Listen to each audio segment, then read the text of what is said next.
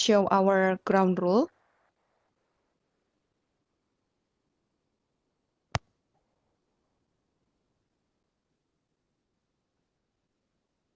Okay, so as what we have sent to your email, during the webinar, all of the participants must obey all the rules.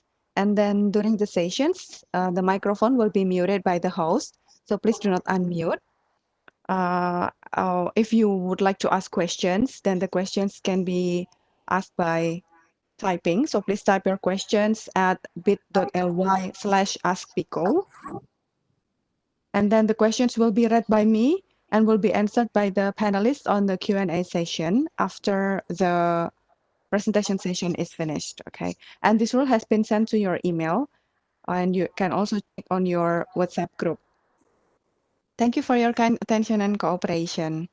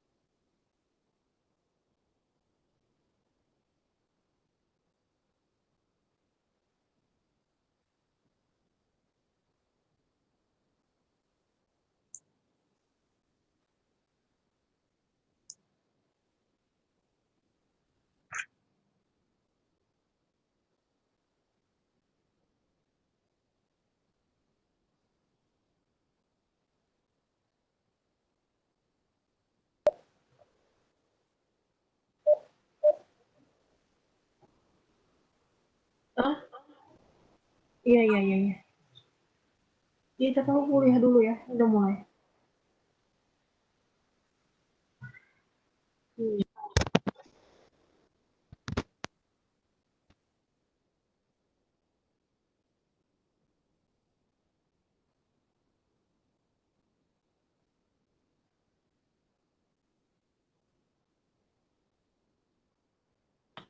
Salah.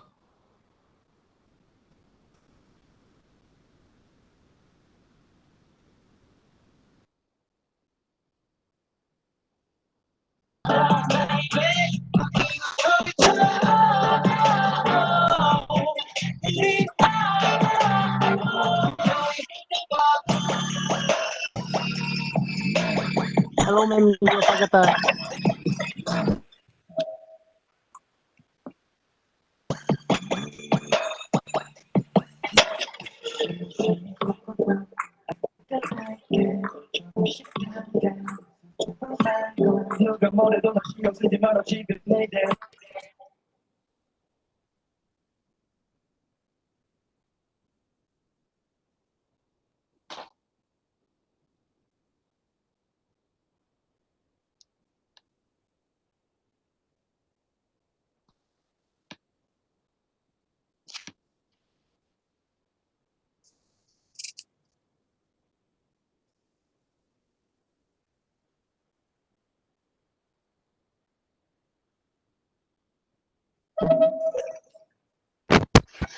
Hello, Sensei. Good afternoon. Hi, good afternoon. It's nice to meet you. Hi. How are you doing? I'm fine. How about you? Oh, good, pretty good. Thank you for asking me. Thank you for joining with us today, Sensei. Yeah, I'm very It's an honored. honor for us. Thank you. You're welcome. I would like to welcome our director.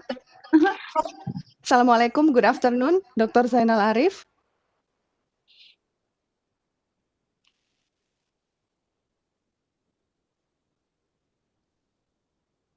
Assalamualaikum, Pak Zar. Waalaikumsalam. Abu Dias. And Thanks for joining with us. Yeah, good afternoon also, Sensei and other keynote speaker. Thanks Good for the time. afternoon. Nice to meet you. Thank you for inviting me as a speaker. You're welcome, Sensei.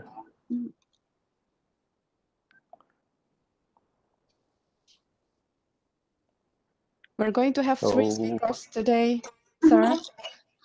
Professor Ai Takahashi from Japan, Dr. Christine from the Philippines, and also Miss Puspa Perumal from Malaysia. Okay, that will be great. Yes, sir. And there will be 1,000 participants join from 10 countries. Okay, that's Wow. It was beyond I our believe, expectation, actually. I believe this is a very useful seminar for all of us. Amin, inshallah.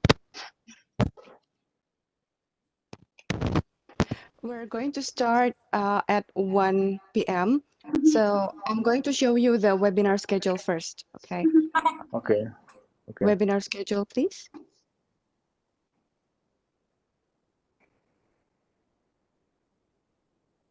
We have Dr. Christine also with us. Hello, Dr. Christine. Hello, good afternoon. Hello, good Especially afternoon. to our rector, Dr. Arif. Yeah. Hello, Dr. sir. Christine, hello. Yeah. We meet again Yeah, we met again here online. online. Actually. Yeah. Host, would you please move to the webinar schedule?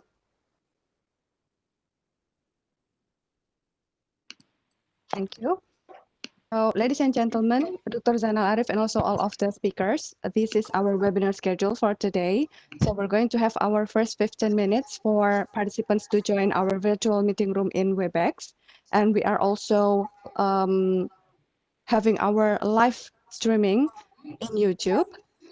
And after that, we're going to open at 1:15, and then we're going to have opening remark from PEN's director, Dr. Zainal Arif. And then the first training session will be from Professor Takahashi. And then the second is from Dr. Christine. The third one from Miss Puspa. And after the sharing session is finished, we're going to continue with the Q&A session and then closing remarks. And last but not least, we're going to have a virtual group photo.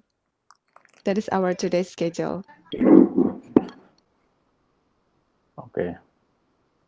Yes, sir.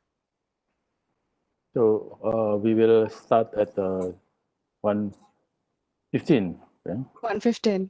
Yes, sir. Okay.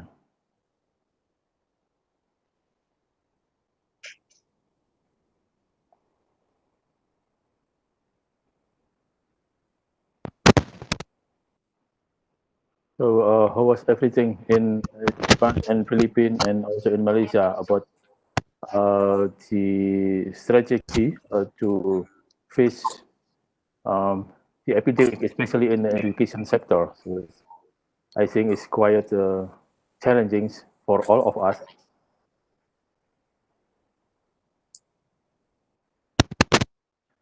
So, Japan is already, what to say, is a bit safe, yeah, comparing to Indonesia, I Indonesia. think. Yeah. Yes, sir. Miss Puspa, I think that you need to unmute your microphone.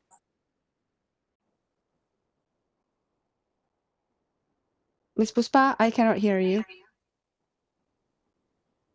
You need to unmute your microphone, sorry. Yes. Okay, all right. Okay. Yeah, in Malaysia we have challenges also, but so far so good. Of course, we are going very much into e-learning, so we are Okay. managing, yes. And the schools are opening slowly in July. We are going to open slowly, and even the universities, the campus, and all. So we are hoping for the best. Okay. So, Ms. Puspa, can I ask you a question? How about Yes. the next semester? It's still running on the online model or already offline Okay, we for are the next semester? actually Yeah, for the first semester students and for the final semester students, we are going to have face-to-face, especially for those who have workshops and so on.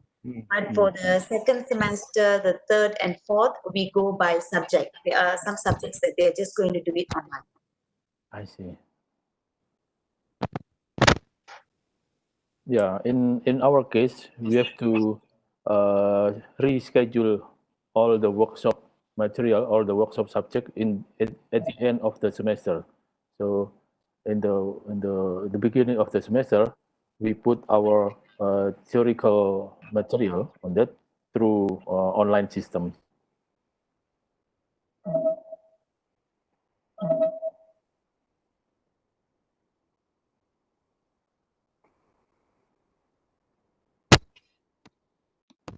So we're going to have the next semester online again, sir. Yes, I think so. Yes, sir. How about in Japan, Sensei? In my school, we are giving lessons online, but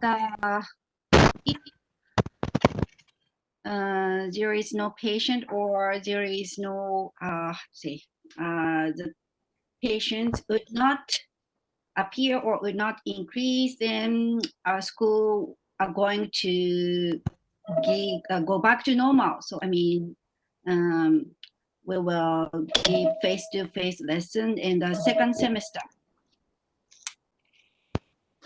Okay.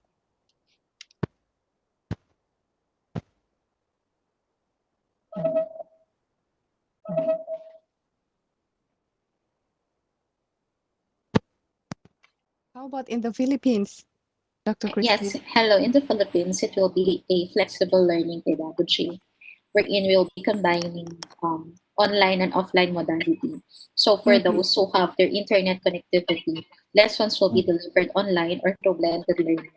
While for those who really cannot have connectivity to the internet, we'll be giving them modules for remote learning. So students are given the choice or flexibility in which type of flexible learning modality will they choose depending on the availability of technology. I see. See. So Yeah. it's going to be fair for all. Yeah. And it's quite challenging for us Yes. to run this education system, especially for vocational education. Yeah, that we have many allocation time for practical course, experiment course or workshop. So it's quite challenging, and sometimes we use like a simulation software to deliver our practical course.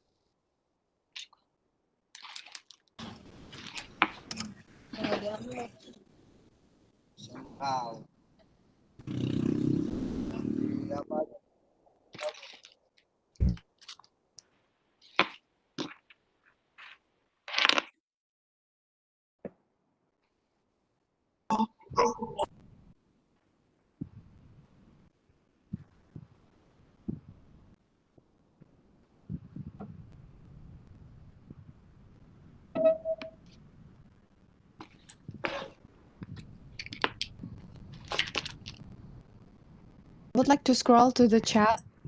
We have many participants saying hello here from Banjarmasin, West Sumatra, Politeknik Negeri Sriwijaya, Palembang, Indonesia. Mr. Andrio from Bekasi, Indonesia, Madiun, Indonesia, Jakarta, Sumenep, Madura, Indonesia, Bengkulu, Probolinggo, Pamekasan, Quezon City, Philippines. Hello, the Philippines. Lok Sumawe, Aceh, Bondowoso, It's so nice to see you all today here. Thank you for joining with us in our international webinar.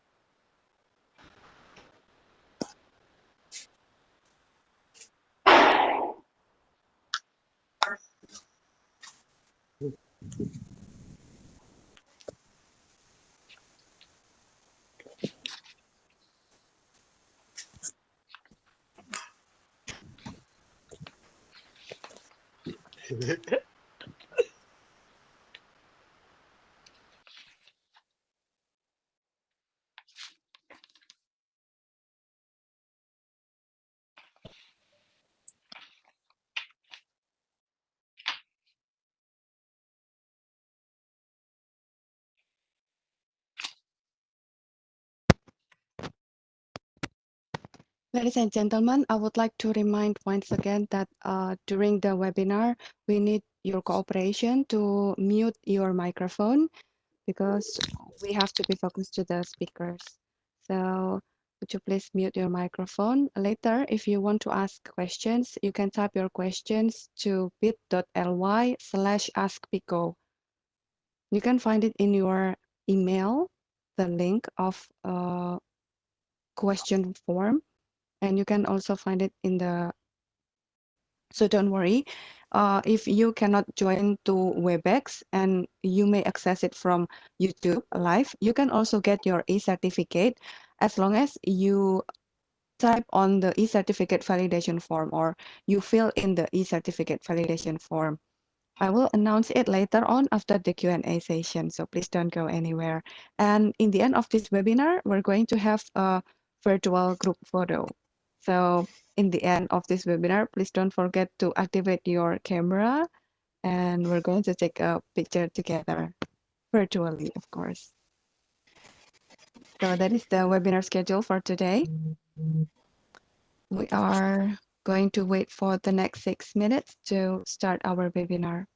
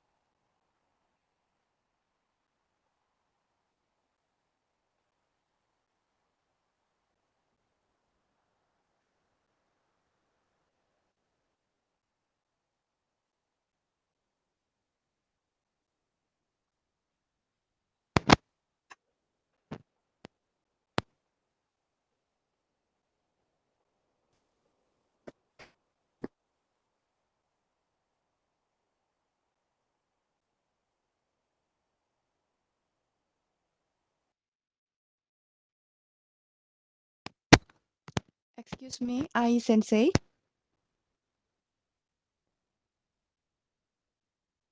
Yes. Hello, Sensei. Well, would you like to share your material from your screen Yes. today? I like to. Or we can do it for you, actually. No, I'll do that. Is it Okay. okay? Yes. Oh, Yes, Sensei, please. okay. Thank you, Sensei. Thank you. You're welcome.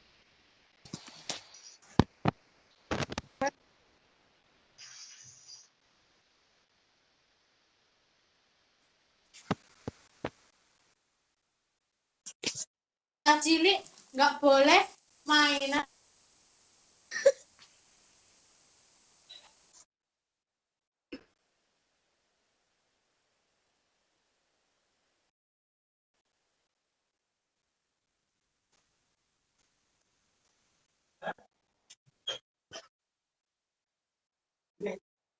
Ya, makasih Pak.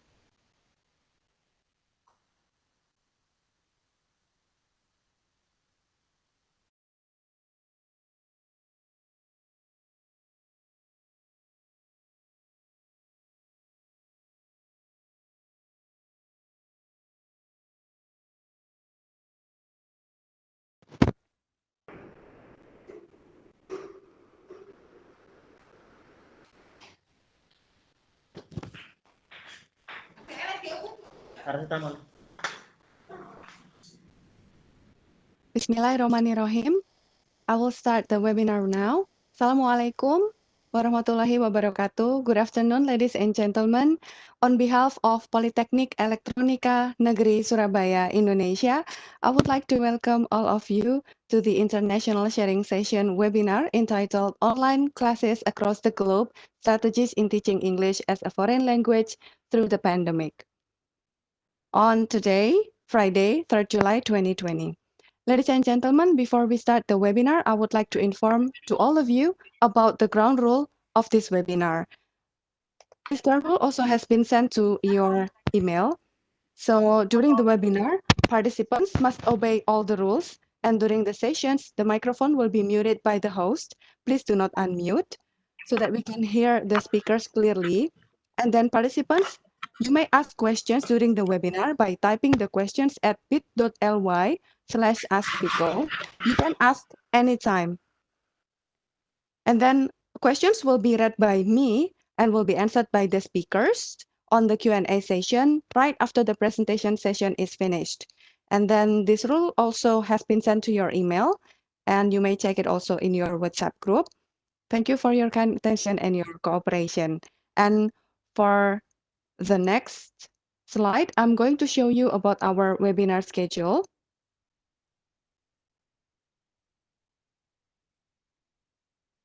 So after this, we're going to have, this is the opening from me, and we're going to have opening remark from Politeknik Elektronika Negeri Surabaya Director.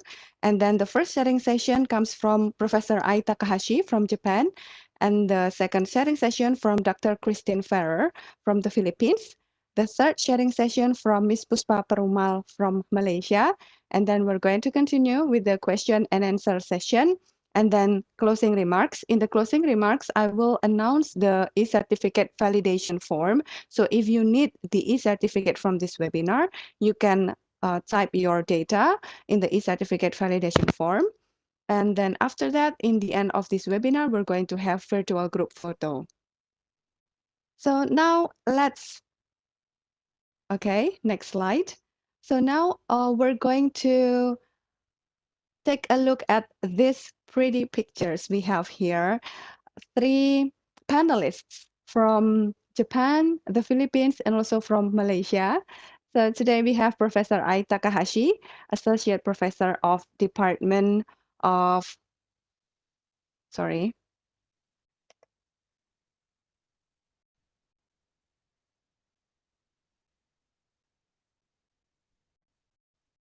So we have Professor Ai Takahashi, Associate Professor of Department of Human Sciences and Cultural Studies, Iwate University, Japan.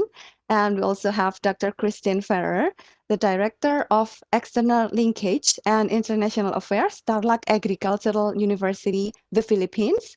And the third panelist today, we have Ms. Puspa Perumal, Senior Lecturer, General Studies Department, Politeknik Metro Tasikmalaya, Pulau Pinang, Malaysia.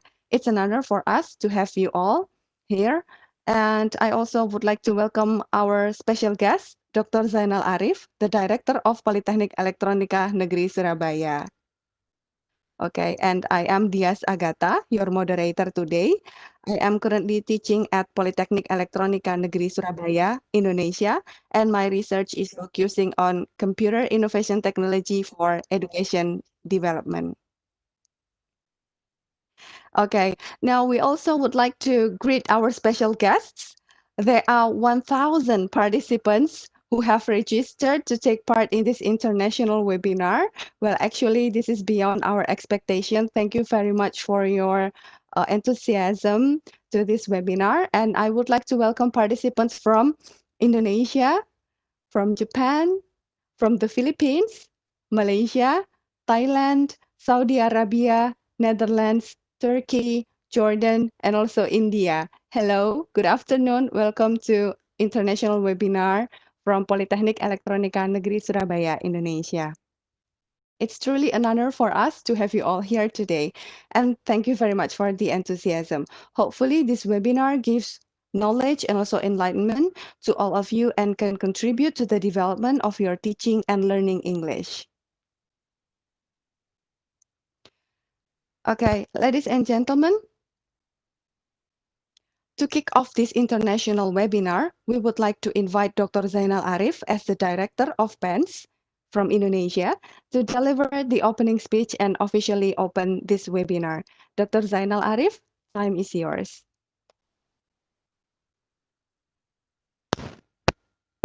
Thank you. Assalamualaikum warahmatullahi wabarakatuh. Waalaikumsalam warahmatullahi wabarakatuh. Good afternoon. Selamat sore and Magadang Hapong po. So our honorable speaker, Professor Ai Takahashi from Iwate University, Japan, and also the honorable speaker, Dr. Christine Ferrer from Tarlac Agriculture University, Philippines, and also the honorable speaker, Ms. Puspa Perumal from Polytechnic Metro Tasik Gulugor, Pulau Pinang, Malaysia. Thank you for your precious time, experience and knowledge in this today's webinar. And also all participants from all over the world, thank you for joining this useful webinar. So on behalf of Polytechnic Elektronika Negeri Surabaya, allow me to extend my sincere gratitude and also warm welcome to all of you, especially to the honorable speakers today, which will be deliver very important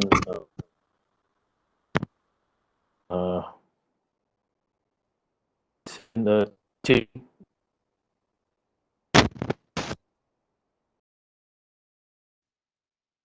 Sorry, Dr. Zainal Arif.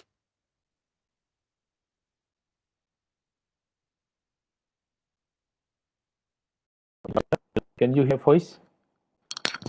Hello? Can you hear my voice? We cannot hear your voice and we cannot see your video. Sorry, I think my microphone is already unmute. It's fine. It's fine now. Okay, okay. It's fine. Sorry, sir. Yes, you may continue. Thank you. Okay, thank you. As we know that we are now in the middle of struggle in the pandemic of COVID-19, and in the education sectors, it's going to be the challenge for all of us how to deliver our subject or material, especially in the vocational education. We know that we have many allocation time for practical course, so it's also become a challenge how to deliver nicely to our students. And today, I think we will have an interesting topic and discussions with the honorable three speakers about the challenge in teaching EFL online class during pandemic in the respective countries. And on the second topic is about the strategies to overcome the challenge in teaching EFL online classes. And the third topic about the teaching approach in EFL classroom for engineering students during pandemic. And the fourth topic will be the resources for teaching EFL online classes. So I think this is a very nice topic, and I believe that after we hear the presentations from the keynote speaker, we will have a nice and fruitful discussion about this topic. And hopefully all of us will have a benefit from this seminar. And also, once again, thanks to the keynote speaker. For your information, that this web seminar is one of many events to enliven our 32nd birthday of our institutions of Polytechnic Elektronika Negeri Surabaya. So thanks also to the committee to coordinate this interesting and useful event. So the honorable speaker and also the participants, I will not take more of your time. because three of our speakers will have nice presentations to be here. So let's start our event today, and allow me to officially open this web seminars by reciting Basmalah. Bismillahirrahmanirrahim. Bismillahirrahmanirrahim. Okay, thank you. Thank you. Success for all of you.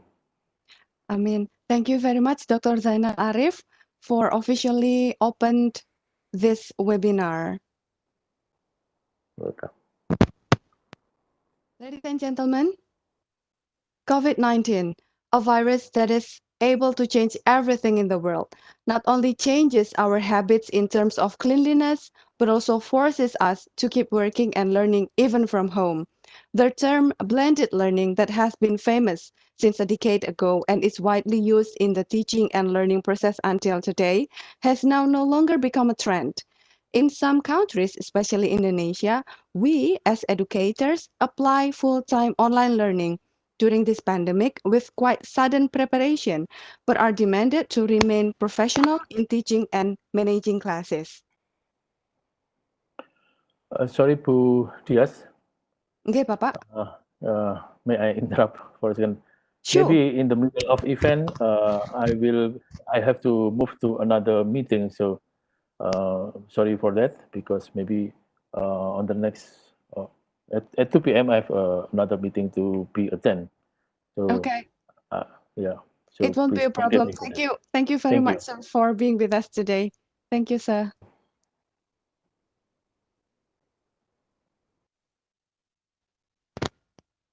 Thank you, Dr. Zainal Arif, for being with us today. It's such an honor for us. And on this occasion, we will listen to various challenges, solutions, and resources used in teaching English as foreign language online classes during a pandemic in 3 countries, in Japan, the Philippines, and also Malaysia. For the first opportunity, I'd like to invite Professor Ai Takahashi. Hello, Sensei. Good afternoon. Hello, good afternoon.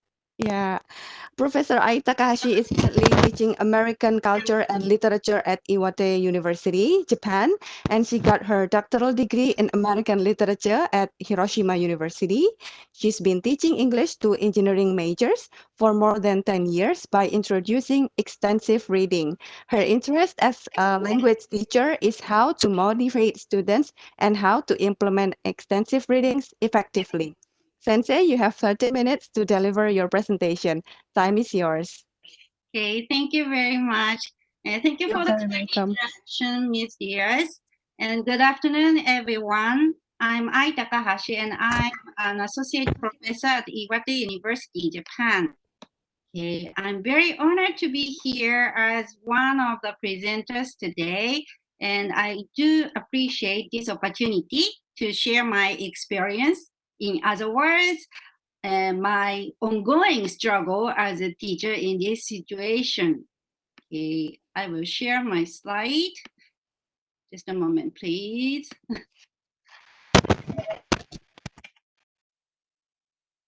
Okay. Okay. Okay. Today, I'm going to talk about these topics. First, I'd like to make a brief introduction of my school because my school is not so famous worldwide. And then I'm going to tell you how Iwate University has responded to COVID-19 pandemic situation.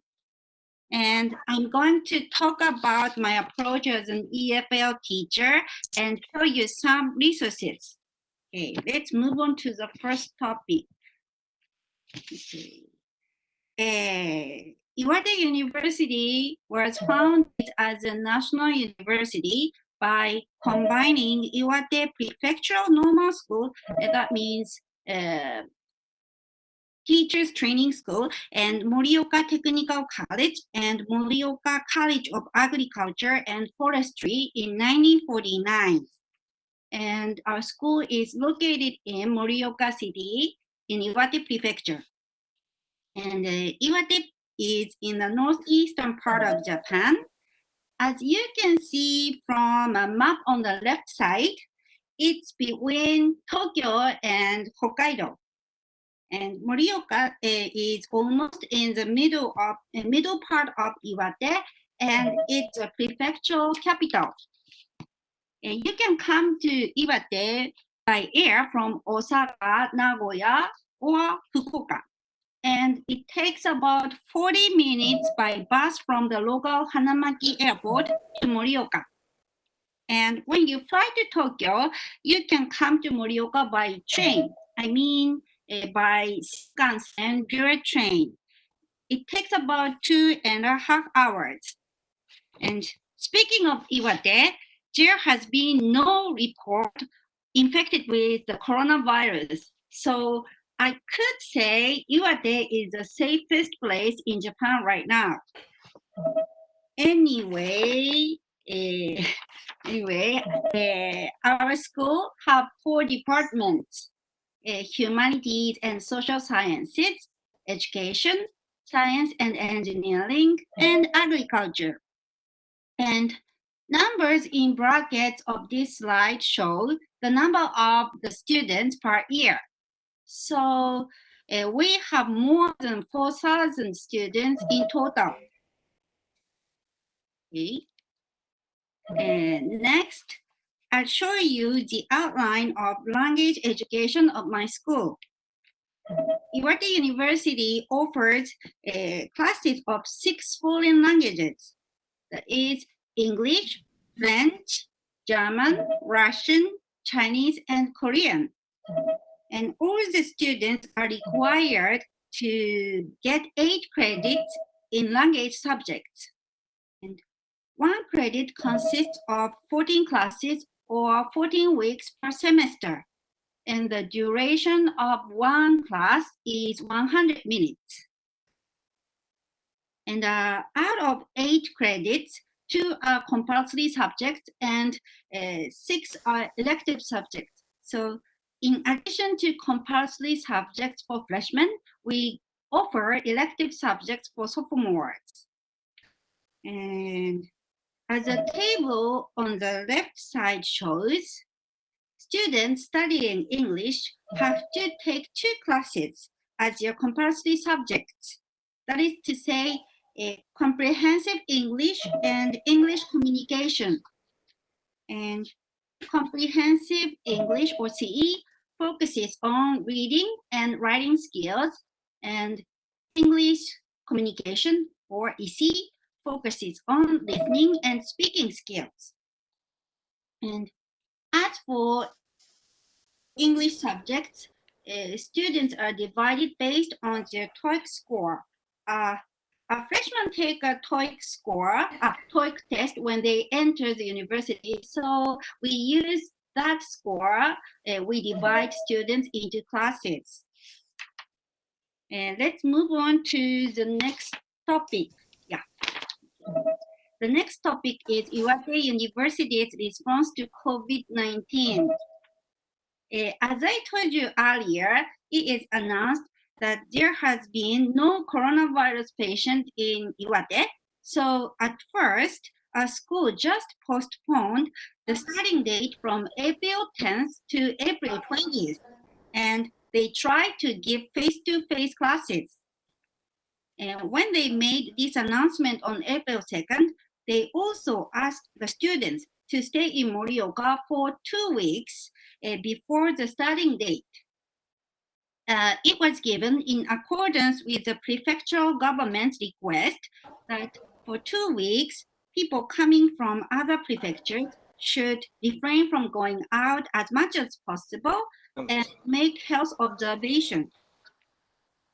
And the next response came on April 17th, when the government declared the state of emergency nationwide. Our school decided to postpone the starting date again, and this time the starting date was set on May 7th, so after the Golden Week holidays. And they also decided to give remote classes this time. So the faculty members officially started to prepare for online classes at this time. And then we started remote classes on May 7th. And then our school decided to continue remote classes for a while after the partial cancellation of the state of emergency declaration by the government. Okay. And when our school decided to conduct remote classes, they suggested 3 options to teachers. The first option is distributing materials and giving assignments via learning management system. The second option is streaming videos on YouTube and giving assignments. And the third one is giving live lecture via a video conference system such as WebEx, Zoom. And I feel sad to confess such a thing, but our school didn't provide teachers with training sessions for remote classes beforehand. So we had to look for tips. So tips for remote classes, including easy instructions on WebEx or web class. And and we exchanged a lot of emails to share the information. So honestly speaking, I feel I spent much longer searching the internet for the tips than preparing for lessons at this time. Anyway, let's move on to the next topic.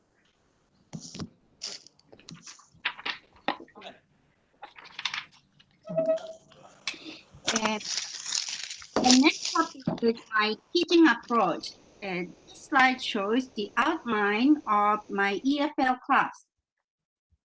The subject I'm in charge of is comprehensive English for elementary students. And the students are freshmen of Science and Engineering Department and Agriculture Department.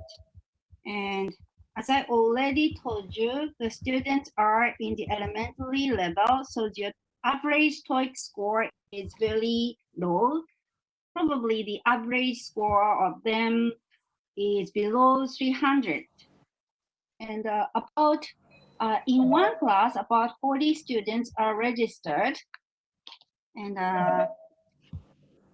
my class consists of reading comprehension exercises and extensive reading.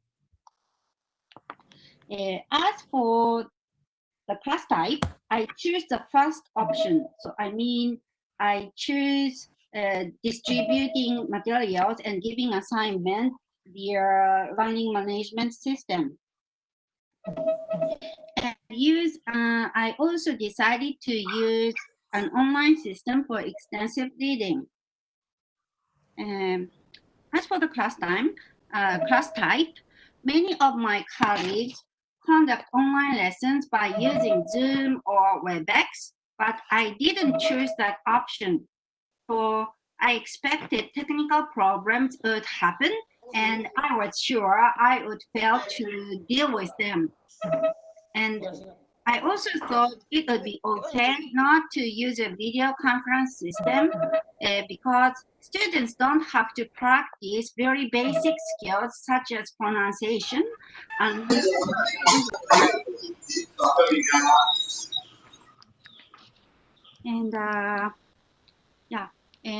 I didn't put information on this slide. As for evaluation, I'm going to conduct an end of term test. So I'm going to evaluate my students based on the score of the term test, and I also evaluate them based on their performance of extensive reading. And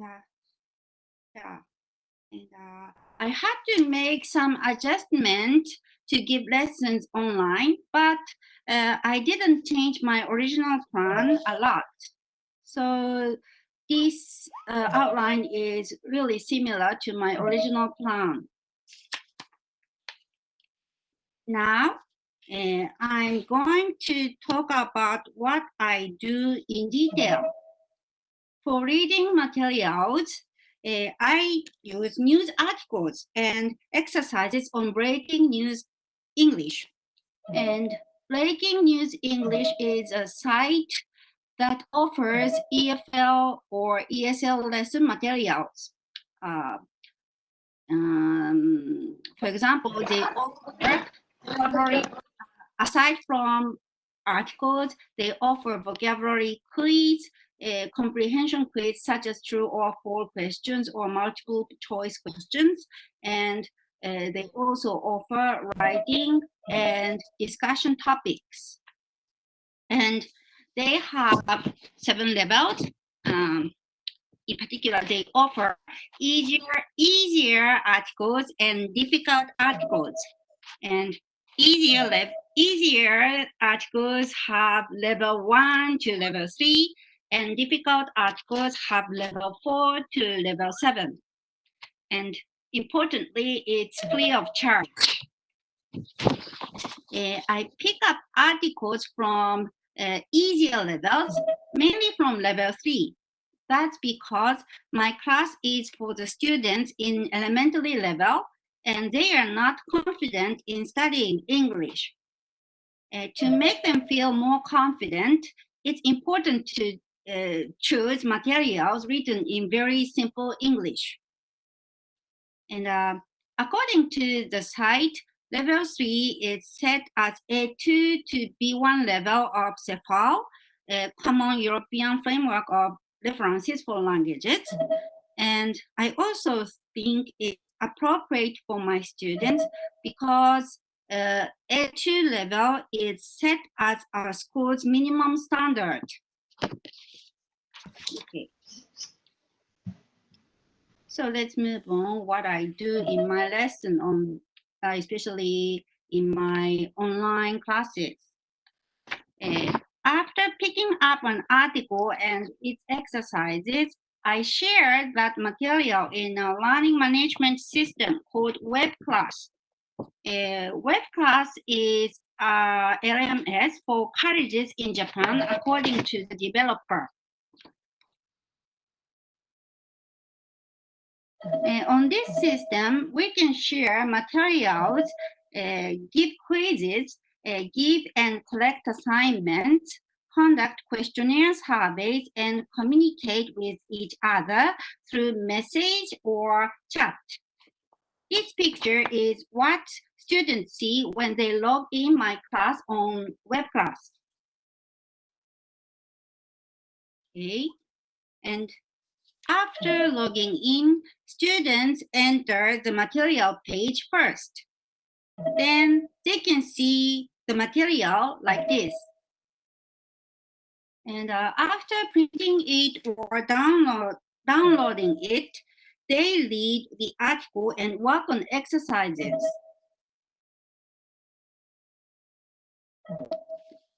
Okay.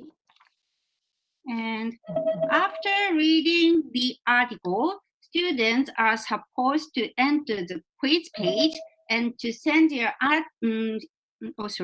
after reading the article, students are supposed to enter the quiz page and to send their answers.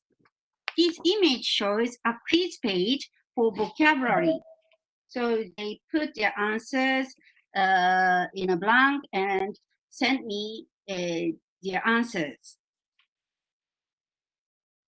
Okay. And next, I'm going to talk about extensive. Can I move on? Okay. And next, I'm going to talk about extensive reading. I have been conducting extensive reading for more than 10 years, and it is an important part of my class. I learned about this method when I worked for my previous school, National Institute of Technology, Tokuyama College. As you know, engineering majors don't give a high priority on studying English, and they spend much longer time studying math and engineering subjects. Their attitudes like this make a problem more serious. The problem is that Japanese students don't spend time learning English enough to master the language. While I had been struggling with these problems, I came across extensive reading. I found this method very helpful for engineering majors to improve their English skills. First, this method helps students increase their input of English. And second, students can learn English with a material that is appropriate and interesting for them. In Japan, students often regard a standardized textbook to be too difficult and too boring. But in extensive reading, students can choose their materials on their own. That's why I think extensive reading is a good way to tackle with the shortage of learning time and the students' motivation. So I strongly recommend you try this method regardless of the pandemic situation. Anyway, this slide shows you how I conduct extensive reading. First, I let students choose a book as they like, and I encourage my students to read books according to these basic rules. First, don't consult your dictionary immediately. Second, if you come across unfamiliar words, you can skip them. And finally, and I think it's important rule, if you find the book difficult or boring, you can stop reading it. And as for assignments, I tell them to take and to pass a comprehensive quiz after reading a book. And I also tell them to read over 40,000 words in total by the end of the semester. In the past years, I didn't give any comprehension quizzes to my students. Instead, I told them to keep brief book journal. Especially, I told them to summarize what they read. But this year, I decided to use an online system with a quiz feature. So I give quiz assignments instead of a journal. And when I start my lessons, I always explain the effects of extensive reading and how to do it in the first class. But this year, I had to do that online. So I made an instruction video in addition to a handout. Okay. Now, I show you how I conduct extensive reading online. As I told you, I decided to use an online system, excuse me, and it is X-Reading. X-Reading is an online system for educational institutions. It offers a library and a learning management system. So using this system, we can start extensive reading easily. We can provide various graded readers such as Cambridge English readers and Macmillan readers and so on, as this image shows. We can also check how students learn. There are some reasons I adopted X-Reading among similar services. First, it is easy to make a subscription contract. X-Reading is developed for institutions, but we can make a subscription contract as a class by making students buy its access key as a textbook. Second, it's affordable. The access key is about 1,400 yen or about $12 US. for a semester, and the price is a little bit cheaper than a normal textbook. Third, we can use this system with various devices if we have an internet connection. This is the picture of the teacher's page. When you log in, you can see the general information of each class. For example, you can see the average number of books read, the average number of words read, and average time of reading. And when you click a class, you can see the list of the students like this. This class has only one student, so all you can see is a record of Ms. Ai Takahashi. So if you want to check a particular student, so you just click the student's name. So if you click the student's name, you can see what the student read like this. As this picture shows, you can see book information, the reading time, quiz score, and so on. Okay, and let's move on to my conclusion. What I've learned from my ongoing experience is that we can continue our classes even in an emergency like this by using online materials and systems. We can keep going even in such a difficult situation. That is a good finding. But as online classes go on, I feel I have new challenges. That is communication issues and the internet issues. As for communication issues, I find students misunderstand my instructions more often than usual. Although I recommend my students send me an email or message whenever they have trouble, and I reply to them as quickly as I can. I suspect these misunderstandings happen because the absence of peers and the teacher's impossibility to catch nonverbal message from students. As I think the former reason is easy for us to expect, so I mentioned the latter. Teachers catch nonverbal messages from students during a lesson and try to respond them quickly in order to make a lesson more effective. But in an online classroom, it is very difficult for us to observe students' nonverbal messages. So thus, I feel... Excuse me, Sensei. Yes? Sorry, you have 5 more minutes.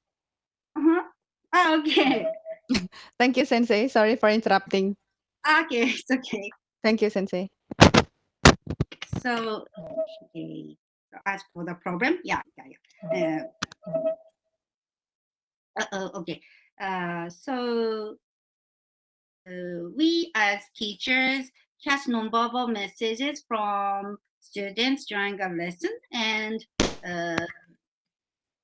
try to respond them quickly in order to make a lesson more effective. But in an online classroom, it is very difficult for us to observe students' nonverbal messages.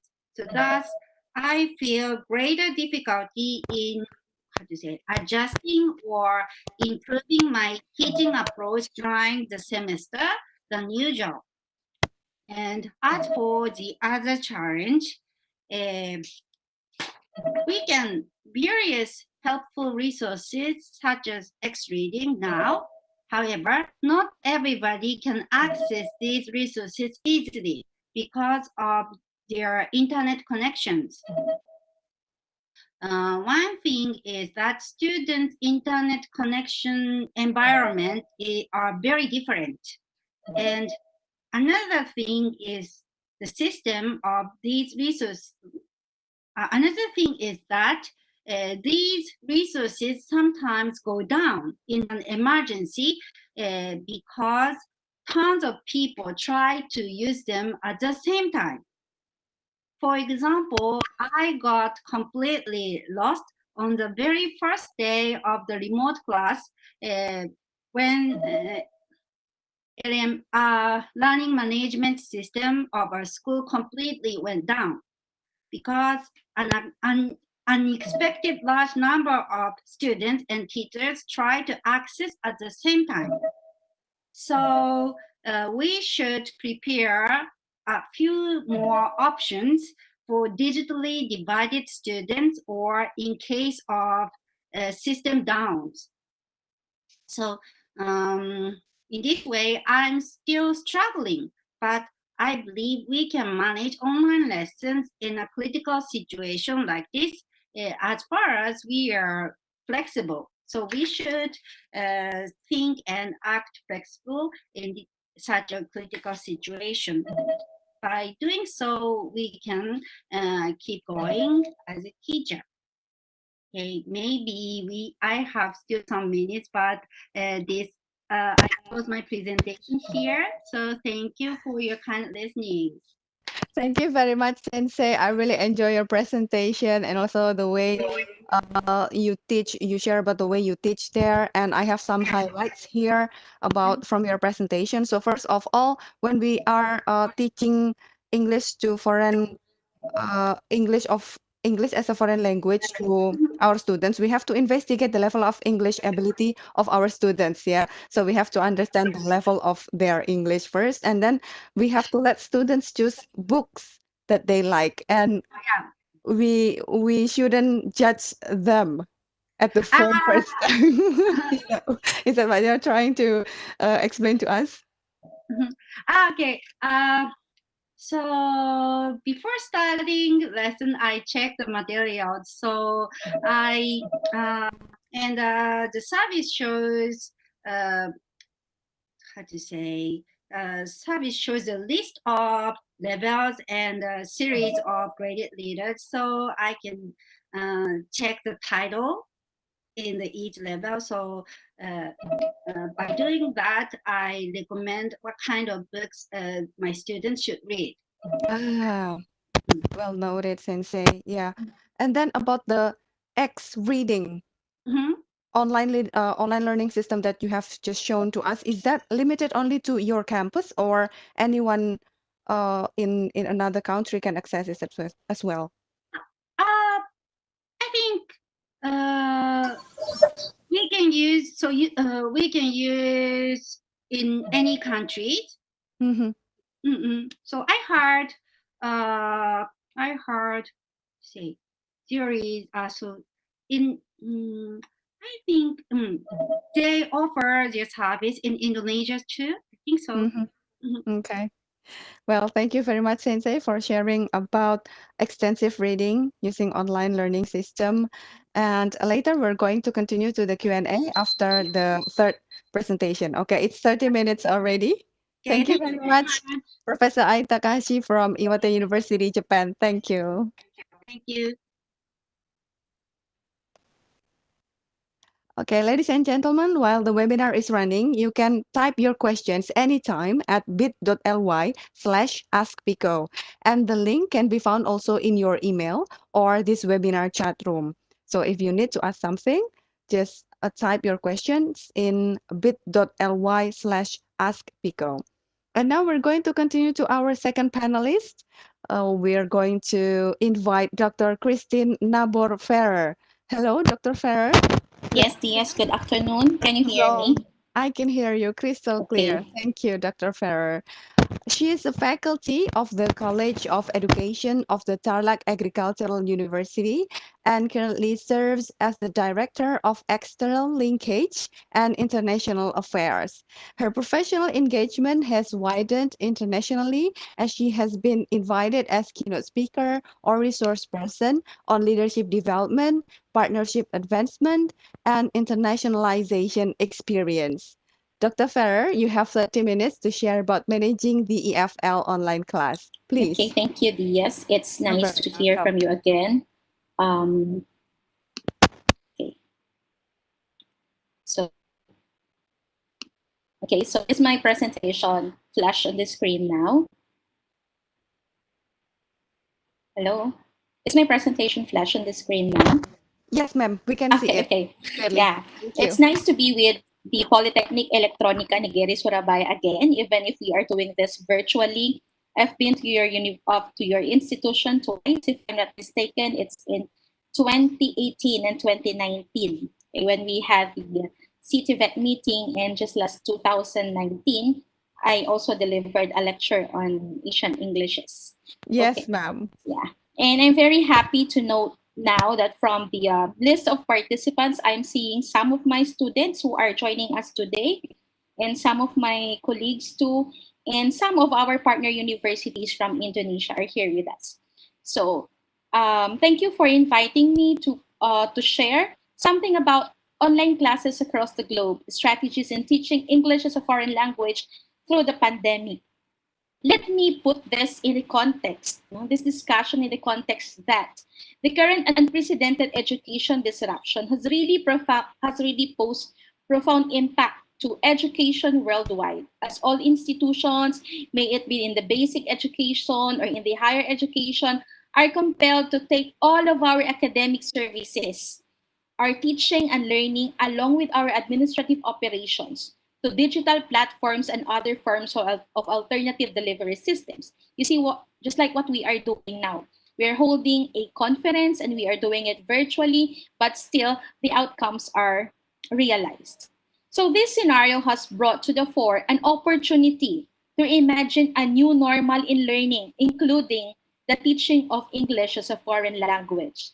The COVID-19 situation has to be addressed in a perspective where it becomes an opportunity for our schools to open up our minds to educational innovations and be more aggressive and responsive to an abrupt shift to Education 4.0 or even beyond that. Because the Education 4.0 we have been talking before and preparing for is actually in the old normal, but what we have now is a different scenario. So before going into the specific strategies in teaching EFL, let me first present to you what we are doing in the university as our home-based virtual and flexible learning partnerships. It is during this time that we really need to capitalize on partnerships and internationalization, because this is one way to implement our collaborative activities and really make home-based internationalization through virtual and flexible learning more visible this time, and that it becomes more inclusive and accessible to everybody. So in the university, we have been conducting webinars with our university partners and linkages, just like what we are doing now. Next week, I will be also delivering a talk with ADRI, and I've also delivered a talk last April with Simeo and other organizations. So in the university, we are preparing for flexible learning by doing a learning continuity plan, instructional design and delivery, as well as technology support or learning management system. As of now, we have chosen the use of the G Suite as an open source LMS, which is accessible to us, and we are conducting capacity development of our teachers, non-academic staff, and students, and we are implementing and strengthening our partnerships, because this is what we really need in the new normal.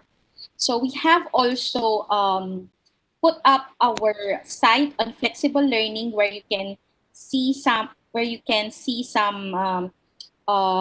resources on collaborative online international learning, as well as massive open online courses and open educational resources. So this afternoon, we will be dealing with the challenges we are facing in teaching English as a foreign language during the pandemic. The questions that come to our minds are: is technology isolating for teachers? Or are English language teachers being de-skilled because of technology? And what is the impact of artificial intelligence in English as a foreign language learning? Before we answer these questions, I would like to get from you your experiences and how do you feel in teaching EFL during the pandemic. So flash on the board is our link to menti.com with the code 664673. I'd like to get ideas from you. How do you really describe your experiences in teaching EFL during this pandemic? Let me also um, share the link to our chat so it will be easier for you to go to the site. So I have posted the link to our chat. So I'd also like to hear from you as I go on with the discussion. So we have 3 minutes to do this. Will that be okay?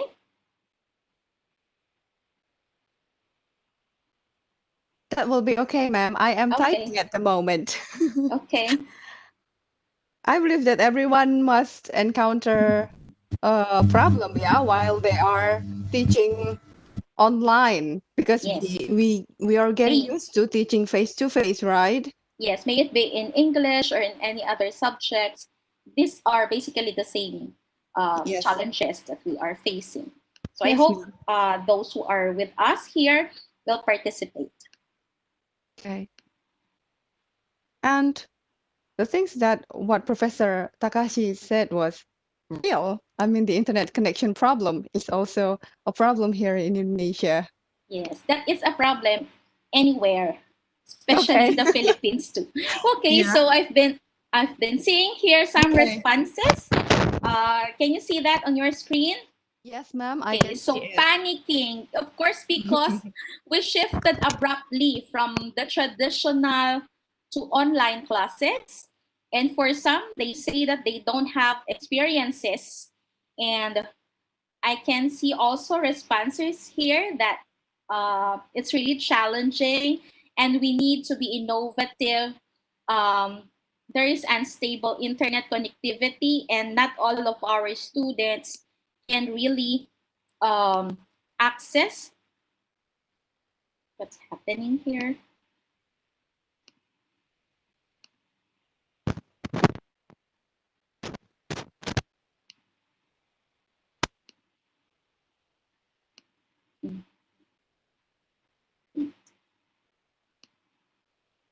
Then, is there any problem, ma'am? So these are what we are seeing on the screen. Internet signal is poor. I'm having technical problems such as unsupported devices and unstable internet connectivity. There's a lot of work. Yes, that's very true. We really, and it's because we have to deal with various types of learners. Some are fast learners, some are not so fast. And there are various learning styles or learning strategies of our students that shall match with our teaching strategies too. IT infrastructures are not ready. Online is a crucial technique to be developed, and a lot more. So someone said, I'm an English instructor in a vocational school. Sometimes I get various objections to conduct practical subjects such as English for customer service. Okay. Some of my students have internet connection problem, so make me difficult to teach them from home. Quite challenging actually. The problem here is always the internet connectivity. So this is a problem not only in the Philippines but also in Indonesia and some parts of Southeast Asia. Okay, depends on internet connectivity. So these are the things that we must consider in identifying the tools that must be integrated in the teaching of English or any other subject this time that we are facing because of this global pandemic. So we go back now to the presentation. So are you seeing my slide, challenges in teaching EFL? Is that Not what's yet, ma'am. being Not yet, ma'am. It is still the www.menti.com at okay, the so moment. I'll stop sharing and go back to this one. Okay, so is this what you are seeing now, Ms. Yes, Diaz? challenges Okay. in teaching EFL. Okay, so is technology isolating for teachers? Okay, so let us try to explore now how English language teachers can help our students learn in online classes by combining digital resources with existing skills. You know, many countries now have imposed a lockdown on the movement, and many schools have subsequently closed their doors. A large numbers of previously technology-challenged teachers are having to learn very quickly how to teach using online resources. And this might be through delivering lessons using virtual classrooms or providing online self-study material for our students, both of which may be the new modes of lesson delivery for many of us. So why do we see that technology is isolating? Is this really true for teachers? Well, maybe learning interaction is limited. It's really difficult teaching um, reading or even the sounds of the English language. But later on, I'll be showing to you some of the strategies that we got that we can use, no, to address all of this.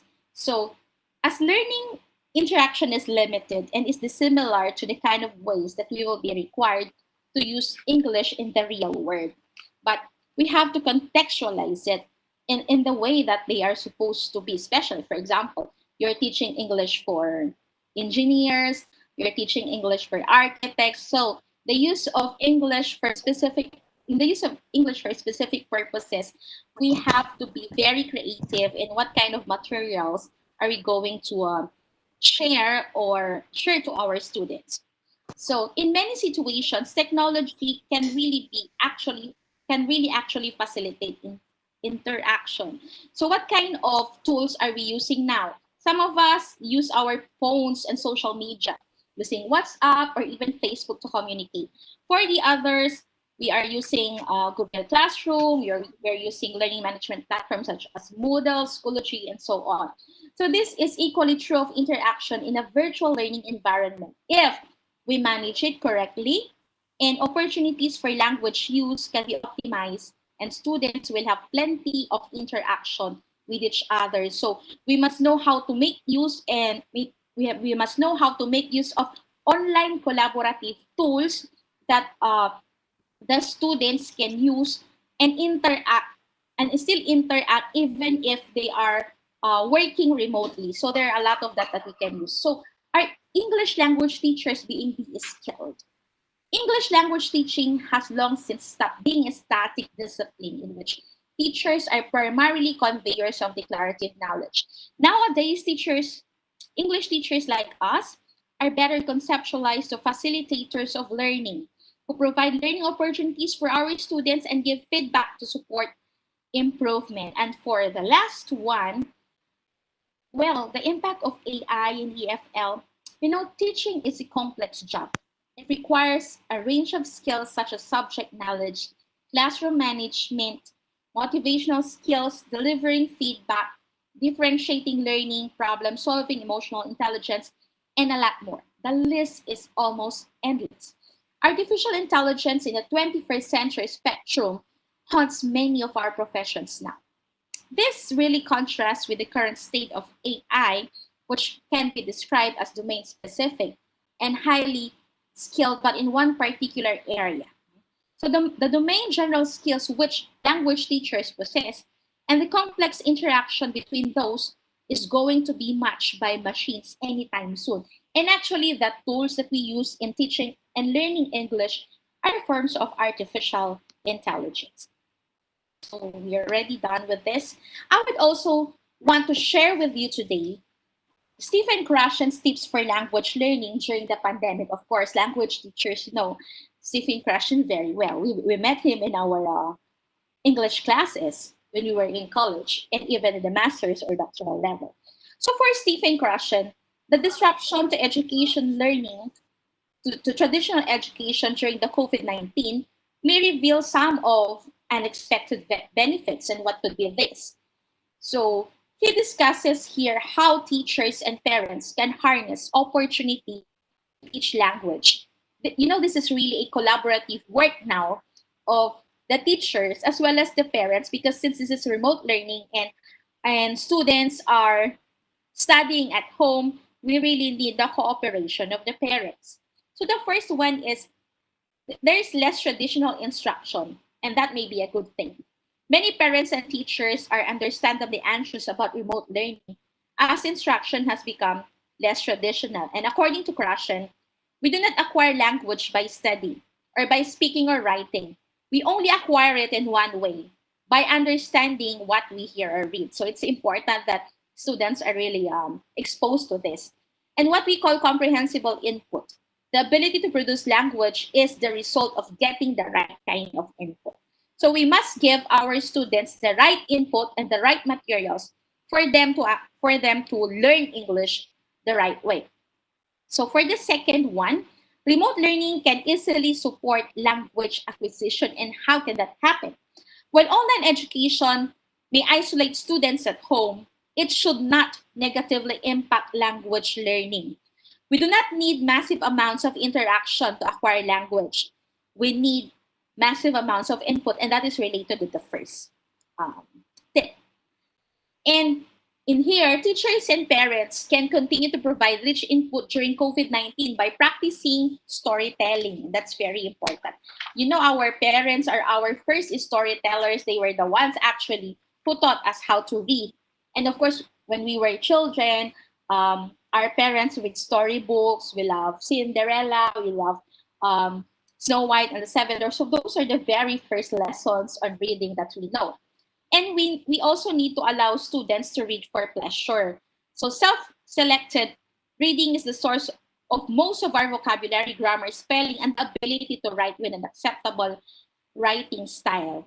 And we must also give our students the liberty to choose what kind of reading materials that they are interested in order for them to foster their reading comprehension and appreciation. So parents should also share heritage language at home. While at home, the parents can really talk to their kids in their heritage language and ideally sharing stories about their family, about their culture, about their community. As we know, reading is a critical tool. Let us try to tease our children with easy texts such as comics or beginner books, and the kind of reading material would really depend on the level of our learners. And we can also encourage our students to read fiction. When it comes to language acquisition, fiction is actually the most beneficial form of input. It has a wide range of vocabulary and can educate our students about history, science, geography, and more. And for the last three, according to him, we have to avoid self-instruction learning texts. And if you want to continue a heritage language education at home, we must supplement our child's bilingual study and avoid self-instruction materials. In a study conducted by the same author, um, he applied a method and developed a previous scholarly work to determine whether library books were not just checked out from the library, but if the students are actually reading it. And the results indicate that the traditional methods of language learning that stress grammar and vocabulary are very appealing. So when we ask our students to read, it should be something which is interesting to them. So another one that's very important, we have to find out if our library is open online or if we have online access to our libraries and what kind of materials can we get from our open online access system or the OPAC for some schools, if that's still applicable for now, or there are more more modern access systems for the libraries. And language scholars should also increase access to publications. So just like us, we must continue to access research, conduct research, so that we can always update what we know about language learning.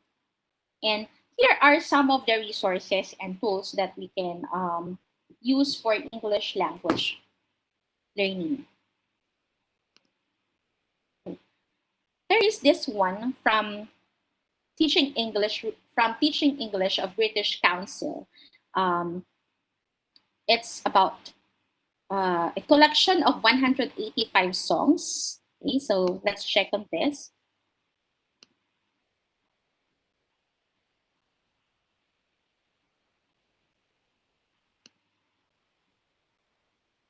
Okay, so is this, seems it's not sharing. Let me reshare it. I have seen it already, ma'am. It's about song, right? Yeah. Are you seeing it on screen? No. Okay. Okay. Are you seeing it on screen? Not yet. Yes, ma'am. The Jukebox? song, the Teaching English Jukebox, it's Yes. Padlet. Is that what you are seeing on the screen? No. Yes, ma'am. The Teaching English Jukebox, it's a Padlet. Is that what is presented on the screen? No. Okay, so this is a collection of 185 songs that you can use for various lessons. So, like for example, this Lemon Tree, you can use this song to teach present continuous. So I will be sharing the link in our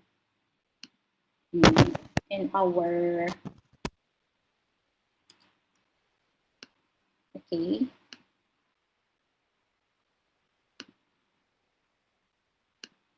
I'll stop sharing first and I'll be sharing the link to our participants. So you can check on that. That's Thank you, ma'am. collection of songs, about 185 that you can integrate in teaching English of various lessons. Okay. Then let me go back to my presentation again.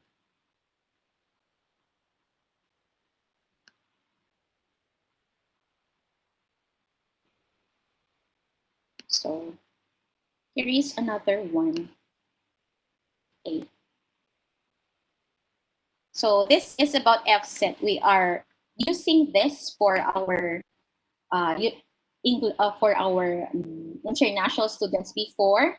This is a free English test, and the goal of this test is to make English proficiency testing not only reliable but also affordable. So you see, it's free. For some of our students who are with us today, they know this. When they apply for mobility programs, I ask them to submit a result of their FSET. And what's good about this is it's free. And it's one of the most reliable way to find out if your English level is to take a well-designed assessment test. While there are many tests to choose from, but taking this FSET is a good place to start. So you can see here your FSET score as an English level certification, and you can see the conversion in IELTS, TOEIC, and Cambridge. So after taking the test, you get the results. Okay, so it tests your listening and reading skills. Another test that wait, the British Council also shares some of the online courses on live teacher-led courses, one-to-one online tutoring session, as well as self-access course for professionals and short courses on Future Learn that can help us English teachers as we brave the challenges in teaching EFL in this pandemic time. And there are a lot of free resources. I'll just give this presentation to you as we might be running out of time that you can check on later on. And then one good resource in teaching of English is American English.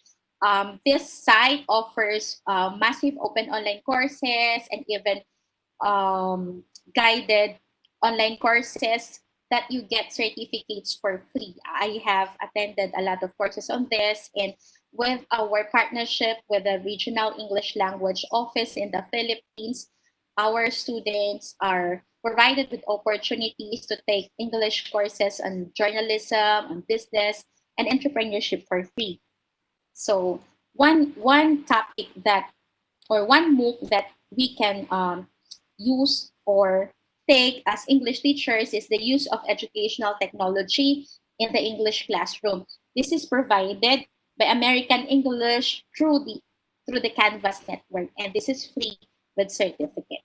So in here, you will be provided with several tools and strategies on teaching English online. And another one is Youglish. And so what is this Youglish about? It is um, it is an online tool which gives us a fast and biased answers about how English is spoken by real people and in context. So while not all words yield results, many do and show words pronounced and used in context. So you just type in the word and you listen to the English pronunciation. Another one is the Scholar Vowel Chart. So this is a pronunciation tool for teaching and learning English. This tool enables teachers and learners to talk easily and accurately about the sounds of English without the use of phonetic symbols. Instead of phonetic symbols, the chart uses colors and keywords to represent the vowel sounds of English. So this is a very good tool for elementary and high school students. And then another one is this Film English. So this site promotes the innovative and creative use of film in English language teaching and learning. All of the lessons here revolve around the use of video and film to teach English. The site promotes cineliteracy, or the ability to analyze moving images, which is considered as a 21st century learning skill, which students need to learn. And in addition, the lessons promote critical thinking in the language classroom and encourages our learners to reflect on values while learning the language. And another one is Duolingo. This is an application to support language learning. It supports numerous base and target languages. You can try this. I have tried this a while ago, and you can learn English and translations with English to Bahasa Indonesia. They have that function. The Duolingo have that function. And before we end, I'd like us to go to this last portion, which is a Padlet. In this Padlet, I'd like us to share our tools and resources that we are using as English teachers. And this link may be a more valuable source of sharing what we are using now to teach English during the pandemic. So let me have this last activity. So I guess I still have 3 minutes left. So I have shared the link Yes, ma'am. to I our enjoy your presentation, so we have 2 more minutes. yeah. Okay, you can just click on the Padlet Mhm.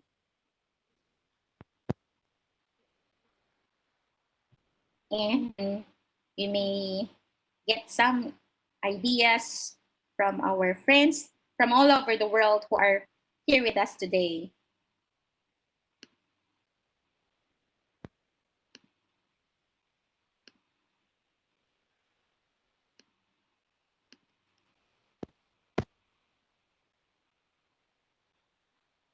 So you can always go back to that link when the resources and tools have been uploaded as we share what we are using. Okay, so I'm seeing here Google Meet, Vex Study. Okay, you can also put your picture there. I love using Padlets.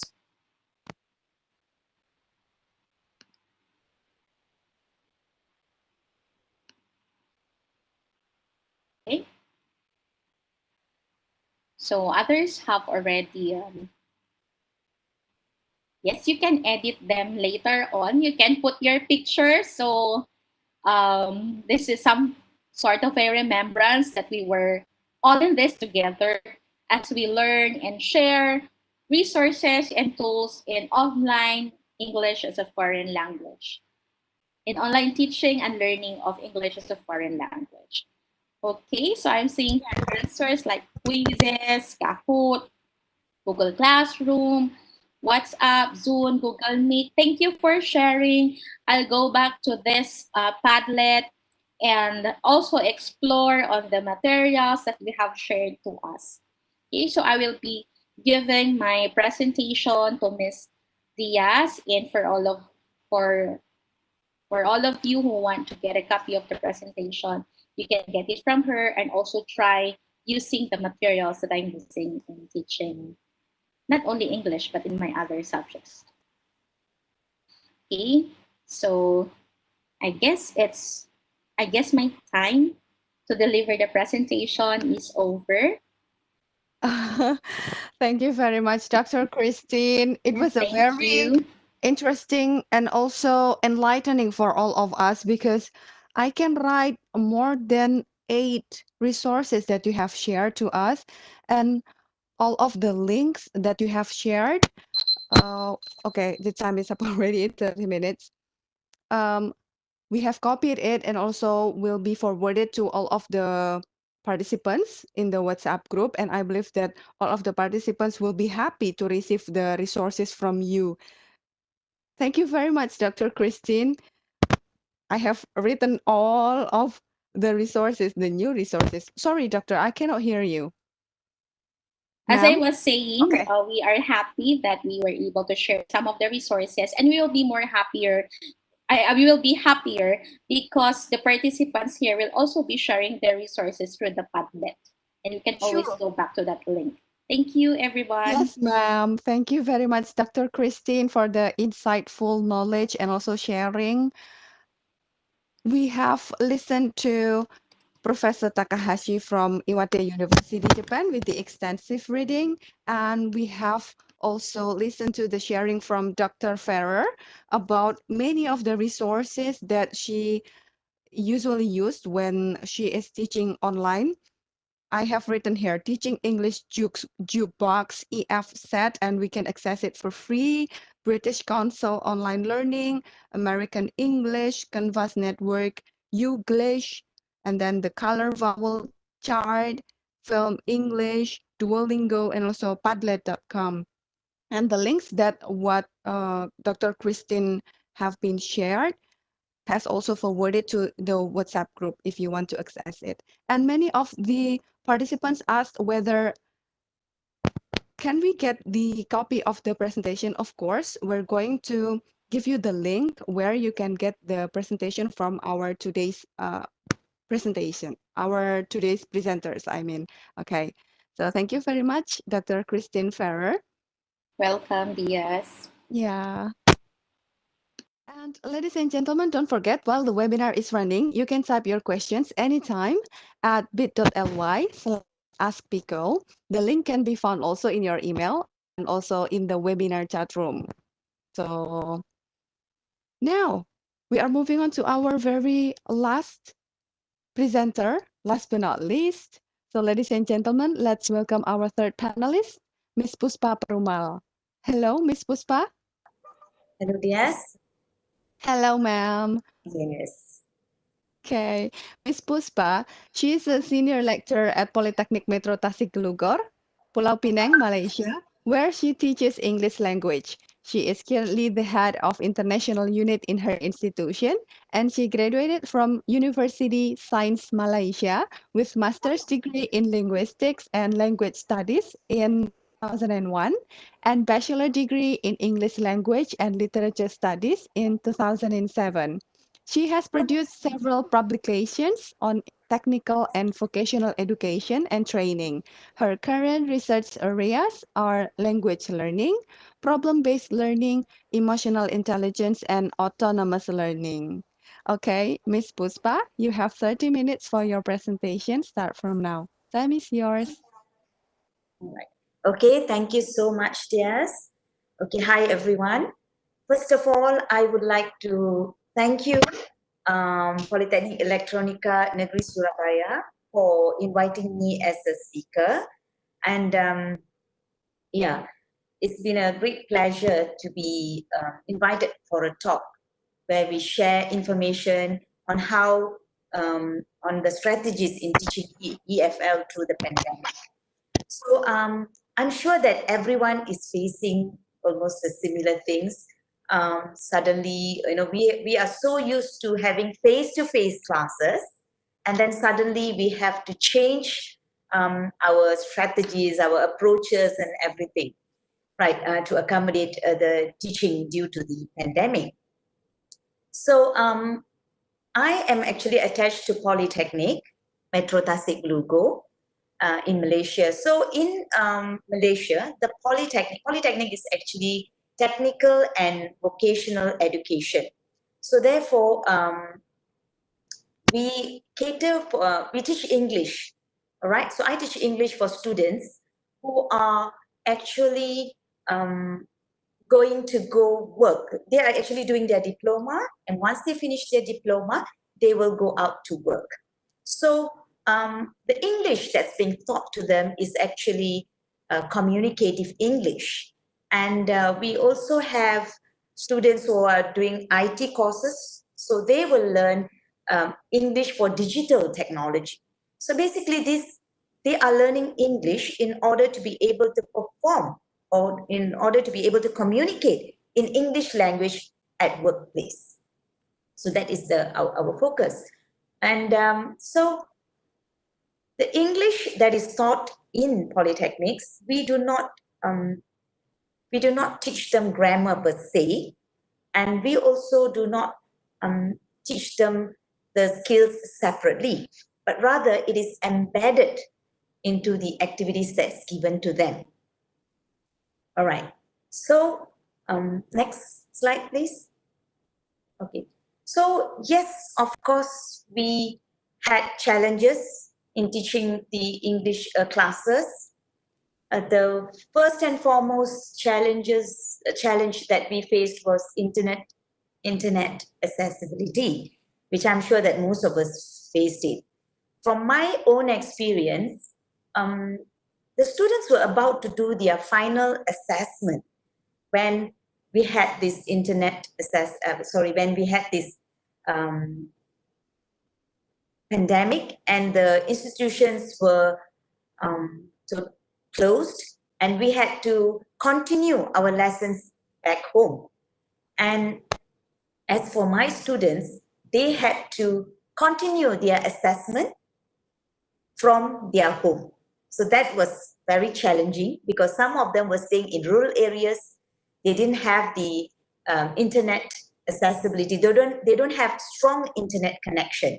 Of course, they had their handphones and their data in their handphones, but they do not have the strong internet connection. So that was one of the major challenge that I had to face. And of course, the next thing will be time management. You see, teaching from home and teaching in the classroom is very different. I'm sure that all of you would agree to that. And when you talk about teaching language, usually in our face-to-face class, we gave them a lot of activities where they are able to perform in the language, they're able to speak in the language. And now we are talking about them doing it from home. And what time is suitable? Because you don't want your students to miss your online classes, right? So you have to discuss with your students. So we had to adjust. It is no more the schedule that was already planned where, you know, like your face-to-face class. So time, even for the lecturers themselves, we are actually teaching from home. So time management is actually a very important issue that we have to look into. And the third one is face-to-face, or rather from face-to-face, we are actually shifting. It's a paradigm shift where we go to online pedagogy or even andragogy. So that was something that is very new to all the educators, right? So these are the challenges that we had to face, all right? Next slide, please. Next slide.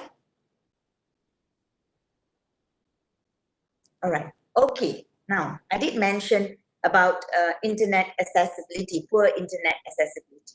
Now, how are we going to overcome that? Now, the picture that you can see is actually, she is a Malaysian student from Sabah. And when her university was closed due to pandemic, so it's the same scenario where she had to sit for her final exams. So what happened is when she went back home, she did not have strong internet connection.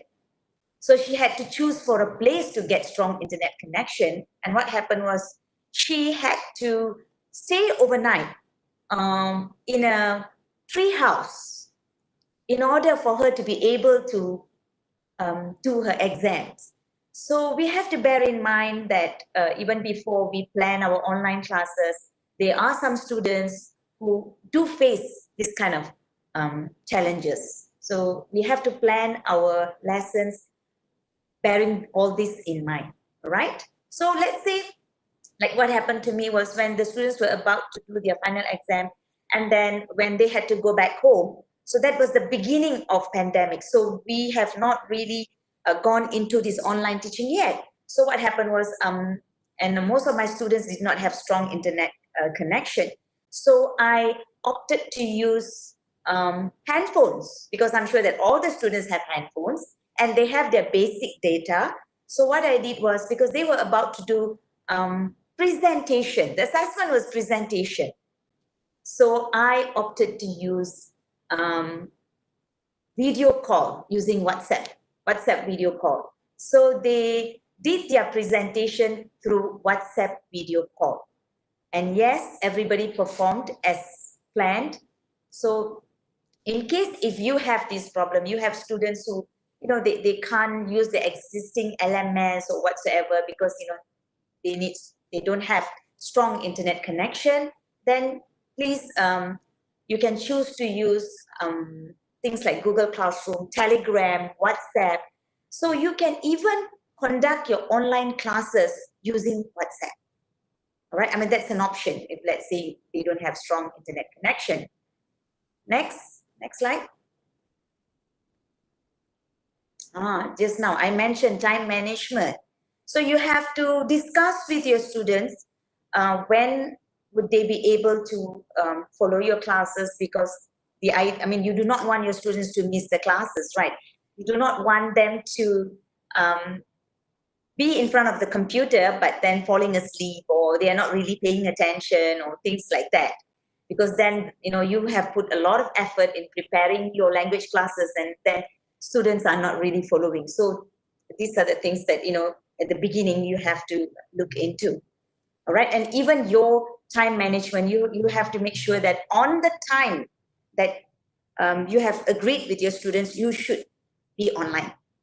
That's very important, because you do not want, there are cases where, sometimes where you have already planned to have it, let's say at 3 p.m. and then until 3:30 p.m. you are not online. So what will happen is the students, they will go offline and they're not going to come back. So these are the things, these are the basic things that, you have to look into. Next slide, please.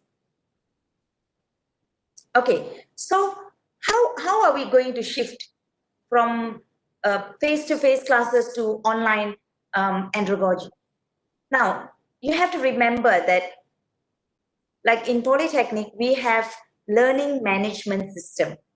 It is developed by the Polytechnic Education Department itself. So all the polytechnics in Malaysia will use that particular LMS, all right? But then, so we use that LMS. We have been using it before, even before the pandemic, actually, because we are into blended learning. But then previously, it was okay to just post our lecture notes, to just post notes. We also construct quizzes and all that. But now we have to bear in mind that even though you are using your LMS, your existing LMS, your teaching has to be student-centered. Previously, you had your backup, you had your face-to-face classes where they can practice the language and so on. But now you have to bear in mind that it has to be student-centered learning. So you have to utilize the online learning tools, all right? So you have to make sure that, you have to engage with learners. It has to be interactive teaching. So you can use stuff like interactive PowerPoint, you can have presentations, you can have games. So you must make sure that the students are interacting with you, not just uploading videos, uploading notes, because you are actually converting your face-to-face class to virtual classroom. So you must give them the opportunity to speak in English. You must give them the opportunity, let's say if you're teaching reading, for example, you must give them the opportunity for them to read where everyone can hear and so on. So it has to be interactive teaching. And there are a lot of tools. Afterwards, I will show you, what are the tools that you can use to achieve that. Okay, and you must also provide ongoing feedback, so that, when the students are doing all the activities, you have to monitor their progress. Only then your online learning will be successful. right? And of course, you have to give your assessment all online. So you can give them assignments, you can have discussion posts. You can use chats, blogs, and of course you will be giving them quizzes. Like like for example, in Polytechnic, we have our LMS where we can give quizzes, language quizzes, and then we can also ask them to post your video presentation videos where they, they are given a task and then they will speak in English, performing the task and so on. And you also must give them an opportunity to continue doing collaborative work, group work, teamwork. So it has to be similar to what you were doing in the classroom itself. All right, next slide. Okay, now I would like just to introduce, I'm sure some of you are aware of Big Blue Button. Okay, so after the pandemic, what Polytechnic Education Department did was, they added Big Blue Button. It's actually a learning management system, open source. They added this Big Blue Button to our existing LMS. Now, Big Blue Button is actually very helpful. It's a great asset if you can add it to your learning management system, your existing learning management system, because this is where you have chat. So you can give, you can share messages with your students. They will be able to write in English and so on. So you can give them the activities where, through chatting, even forums and so on, they have the opportunity to write in English. So that will be the writing lesson itself. Even though it's a forum, but then they have to write. So in another way, they practice writing, all right? And there is webcam. Another feature is the webcam. So you can hold your meetings, your discussion. If you have given student assessment, like for example, you give them assignment, you can discuss with them about the assignment even before they start doing the task or any other task given to them, all right? And then of course there is audio, and there is also emoji. Actually at the right hand here, there is annotate. You can actually annotate your slides where you can see the emojis. Your students can show emojis saying that, are they confused? Are they bored? Are they very happy with your lesson? So this is kind of interactive, right? And then you also have breakout rooms. Now, these breakout rooms is for collaborative or teamwork. So if you are going to ask your students to work in group, and then you have given them a task to perform in language, but you want them to have a discussion, then you can break them into these breakout rooms. And then later you can ask them to present their discussion. Right? So this is where speaking lesson comes in, and also they work as a team, right? You also have polling, and you have screen sharing. Okay, whatever your students have typed in their screen, let's say you ask them to do a writing, you give them a writing task, so they can share their screen, and the other group can share the screen as well. So there is this screen sharing features, which is very useful if you're going to teach a writing lesson. And then you also have a multitask whiteboard. Now this multitask whiteboard is exactly like how you teach in the classroom. So you give your students questions, and then so there is a pencil where the student can come and write their answers. So this is exactly your classroom, which is being conducted virtually. All right, it's very similar to your face-to-face classroom. So that is one asset I've found very helpful, especially if you want to teach speaking, reading, writing, and so on. All right, next. Okay, now I did mention that Polytechnic has its own learning management system, LMS. Now, if you, let's say your institution does not have its own learning management system for you to do your English classes, you can always use the other open source LMS that's available. You can just Google all of it. Actually, there's more, much more, but I just named here a few so that you can explore, all right? Because you have to remember that you have to change your mindset. You have to learn to explore. You can't just depend on your textbooks and so on. You have to learn to look at what are the tools available that will help you to teach the English lesson itself. I'm sure that you have a lot of activities. You have already designed a lot of activities and all that even before. But now the question is, how are you going to deliver all your activities through online, via online? So that is the issue that you have to learn at the moment. So we are actually in the process of unlearn and learn, you see. So Google Classroom would be a very good option. Moodle, Lawn Kappa, Learn, Talent LMS, Eliademy, A-Tutor, OpenOLAT, LAMS, SWOT. Because I've already checked all of this and I found it has a lot of good features, or these are mainly tailor-made for teachers. So it is something that will be very useful for all the teachers to use. So please explore this open source LMS if in case you don't have your own LMS, right? Okay, next. All right, now resources. So you already have got your LMS. If you don't have your own LMS, I mean your institution's LMS, you can choose open source LMS. So you've already got the platform, you've already got the web application. So after that, this is where you upload all your activities, all your English teaching resources. All right. So, okay, so you can go into TeacherTube. TeacherTube is, it has a lot of educational video clips. So you can, like if you want your students, you want to teach them listening skills. So you can always upload these videos from TeacherTube. And of course, make sure after you uploaded the videos, you have to make sure you ask them questions. So that to make sure that, you know, they are actually listening to the video that you have posted. Remember I mentioned earlier, it has to be interactive.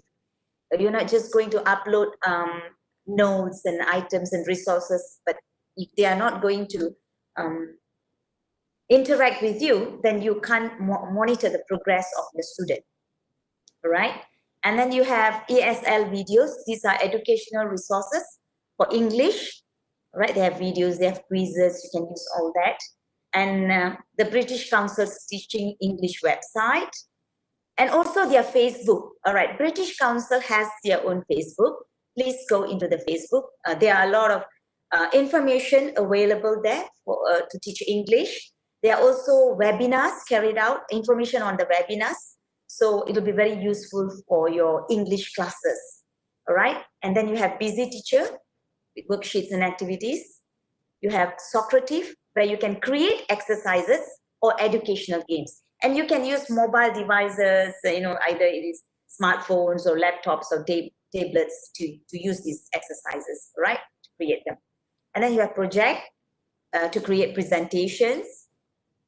So you can have interactive maps, links, online quizzes and all that in Project. And then next is Animoto, which is a video maker. Now, as you notice, you can teach them language. Previously, if you're going to teach them speaking or even listening, especially speaking, so you will be the role model. You'll be speaking the language and they will listen. But now, you don't have your face-to-face classes. So what you can do, another option is you can record your own video. You can teach. You can teach. That means you record your lecture videos, all right, or you even your teaching videos. And in order to edit the videos and all that, you have to use some sort of a video maker. Of course, there's more than one. You also have Camtasia, and you know, so you can explore on that. And then TED-Ed, create educational lessons. You can use that. And EduClipper. Now, EduClipper is where there are a lot of educational materials being shared there. So you can go into the educational, into EduClipper, and you can choose language materials that you can use to teach your English classes, right? Next.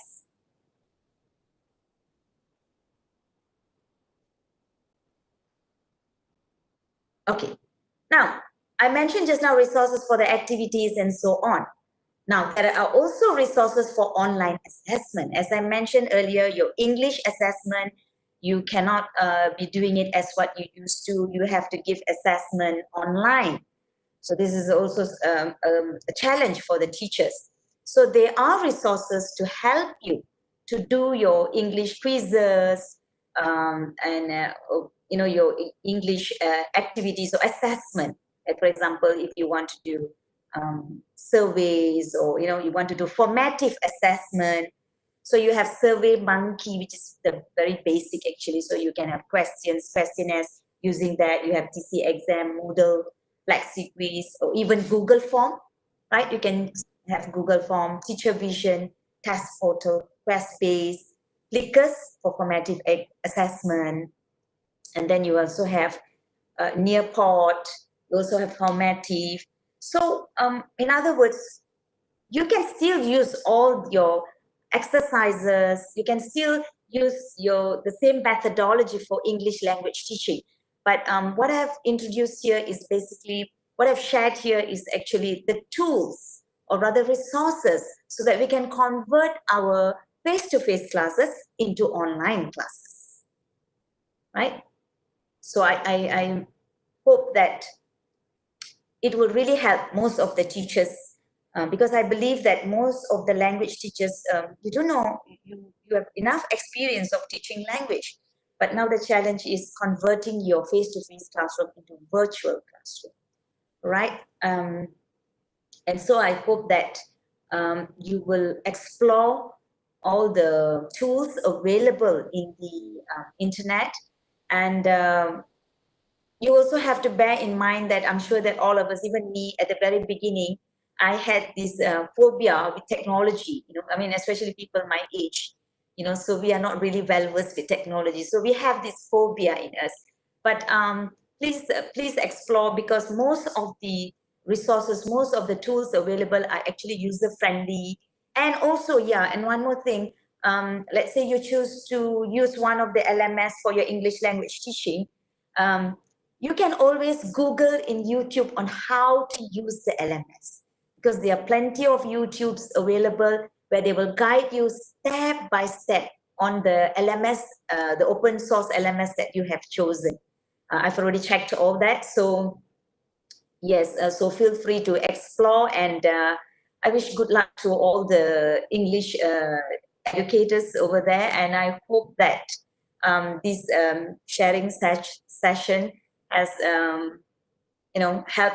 will help most of the educators, English educators especially out there. All right, next slide.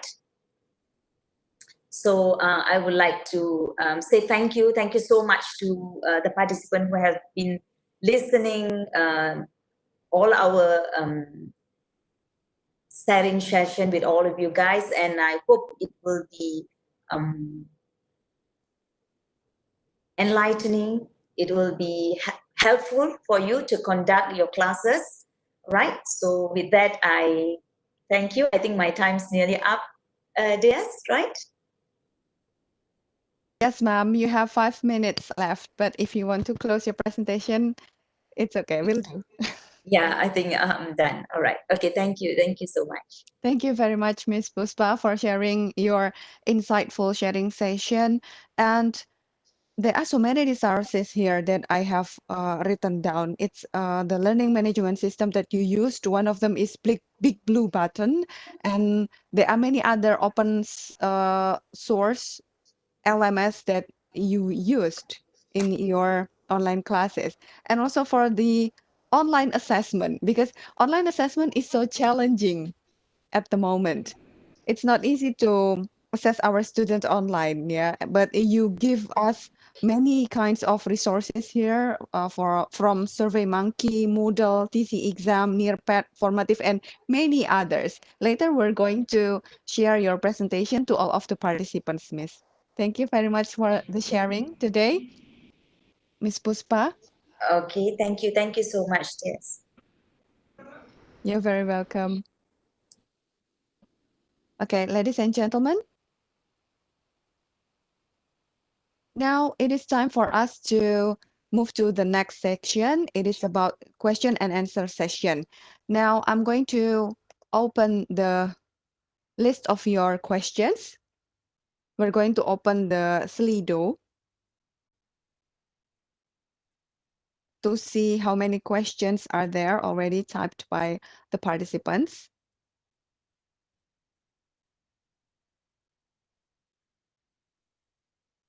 Okay, well, it's quite many questions. We have from Erwin Uzumaki, Siti Nafisah, Aladin, Julius Hari, Riris Mutiara, Mira from the Philippines, Agisa, Dia, and many others. And I have chosen some of the questions written by the participants in the link that we have given. So for the first question, I think this question referred to Professor Ai Takahashi. Hello, Sensei. Yes. Yes, it is a question from Miss Esther and also Miss Dia R. It is about extensive reading and also the X reading application or the website that you have presented before. Is the X reading free or needs to register with a certain fee? And then how to use extensive reading for English for specific purpose, Sensei? Okay. Thank you for the questions.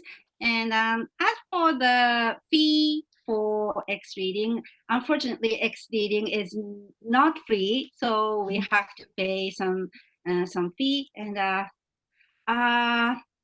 I'm not quite sure the price of the institution subscription. Mhm. How much does it cost to when you make a contract as an institution? But in my case, I make a subscription contract at our class, and in that case, each student buy X readings access code or access key by about 12 or 13 US dollars for semester. So so students can use X reading for 6 months Yes, for Sensei. around $12. Mhm. Okay, Sensei. And that is the first question. And the second question is Is extensive reading can be applied for English for specific purpose? okay. So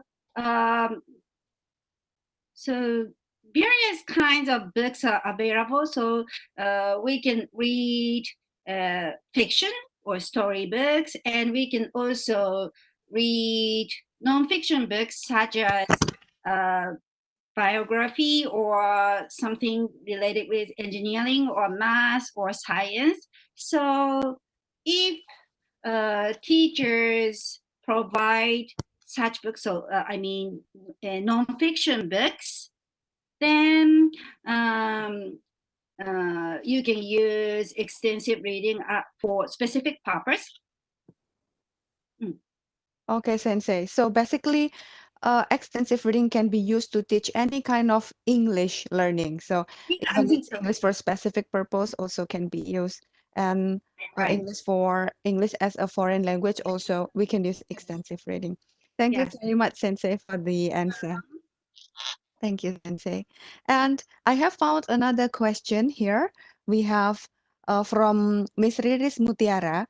How to make an interactive online class, especially for college students? As we know, the issue from a virtual class now is only giving the material and assignment. Thank you. Especially when we are teaching engineering students, yeah. When we teach them in online class, they will think that we only give material and also assignments without any practical thing or without any practice. So in this case, I would like to invite Dr. Ferrer to answer this question.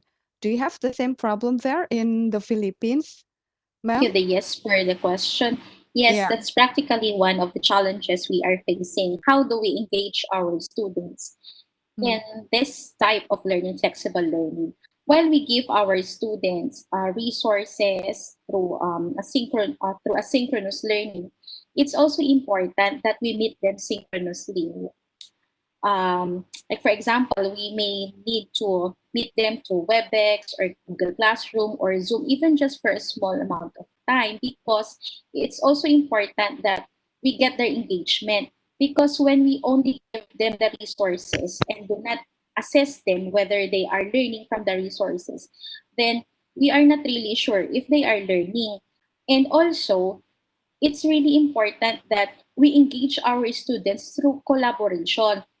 So we have to give them, like for example, we have to give them activities that also encourages group learning. Like for example, we give Mhm. them a topic and they can answer it collaboratively um, through a Google Slides or through Google Doc where they can work collaboratively on a certain topic. And also, I've been using a mural. It's also an online application wherein they can do brainstorming and planning and all that.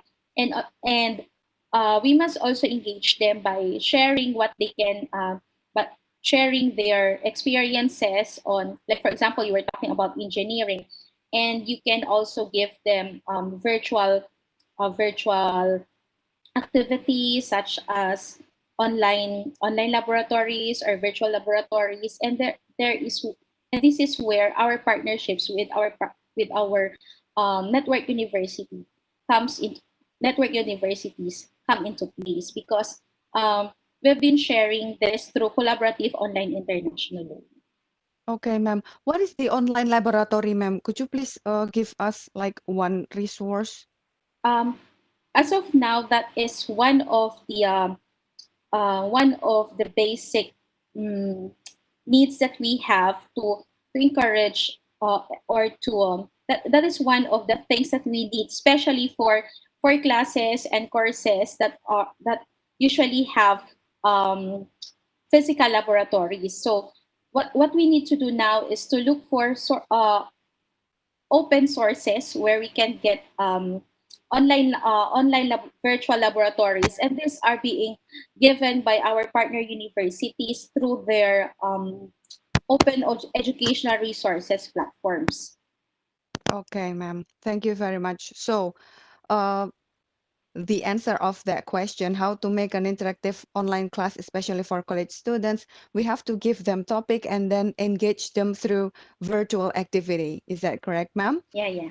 We have to keep them work collaboratively with their friends virtually, so they don't feel that they only get the material and then they only get assignment and then it's done. Okay, so we have Yes. to ask them to work collaboratively with their classmates, for example, and then engage them through virtual activities. Thank you very much, Dr. Yes. Fair, for your sharing. And the next question chosen from all of the participants is another question from Mr. Aladdin. How did you cope with the economically disadvantaged students who have no smartphones, no computers, no tablets, and have very limited internet access? I think that the one who best answer this will be Miss Puspa. So what do you think, Miss Puspa? Hello, Miss Puspa?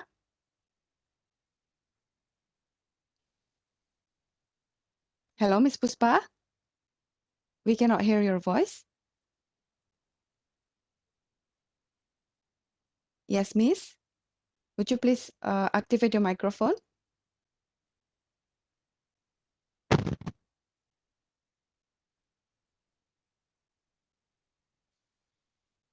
We still cannot hear your voice, Miss Puspa.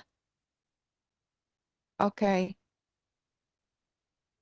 Is there any other experience from Sensei, from Professor Ai Takahashi, or from Dr. Ferrer about a student who cannot access any internet and probably they do not have any gadget to access the internet? How to cope Yeah, with this, Sensei? yeah. In my school, uh, uh, the department and both the department and the university lend computers or to say router, how to say internet connection router to the students without devices or internet connections, or and as I told you in my presentation, my area is really safe and my town is not locked down. So our school opens some classrooms for students without any devices. And so basically, they still can access internet with the gadgets given by the school. Right. Okay. Thank you, Sensei, for your sharing. How about Dr. Ferrer? How about in the Philippines? For those who don't have internet connectivity, we give them modules. That's how we treat the situation if we don't have internet connectivity. And we also resort to just calling them through their cell phones when they don't have connectivity. And there was a time when I have been administering defense for my research class, and I have to group my students whether they have internet connectivity, whether, and if they don't have. For those who do not have, I have to call them through the phone and just have their defense through it, because of course everybody has a cell phone, and if our students won't be able to have internet connectivity, then that's another option. Okay. Okay, ma'am. Thank you for your sharing. Yeah. Now, one more question, and this is the last question from many of the participants asked the same question here. We have from two of them are from Dini Hadiani and also from Mazikin. It's about how and what will be the grading system on teaching students online. Can you suggest some more powerful online tools for EFL? So probably you have face the same problem just like us, how to assess our student online. Can you please give some suggestion about the powerful online tools? Sensei, Dr. Ferrer, and Miss Puspa.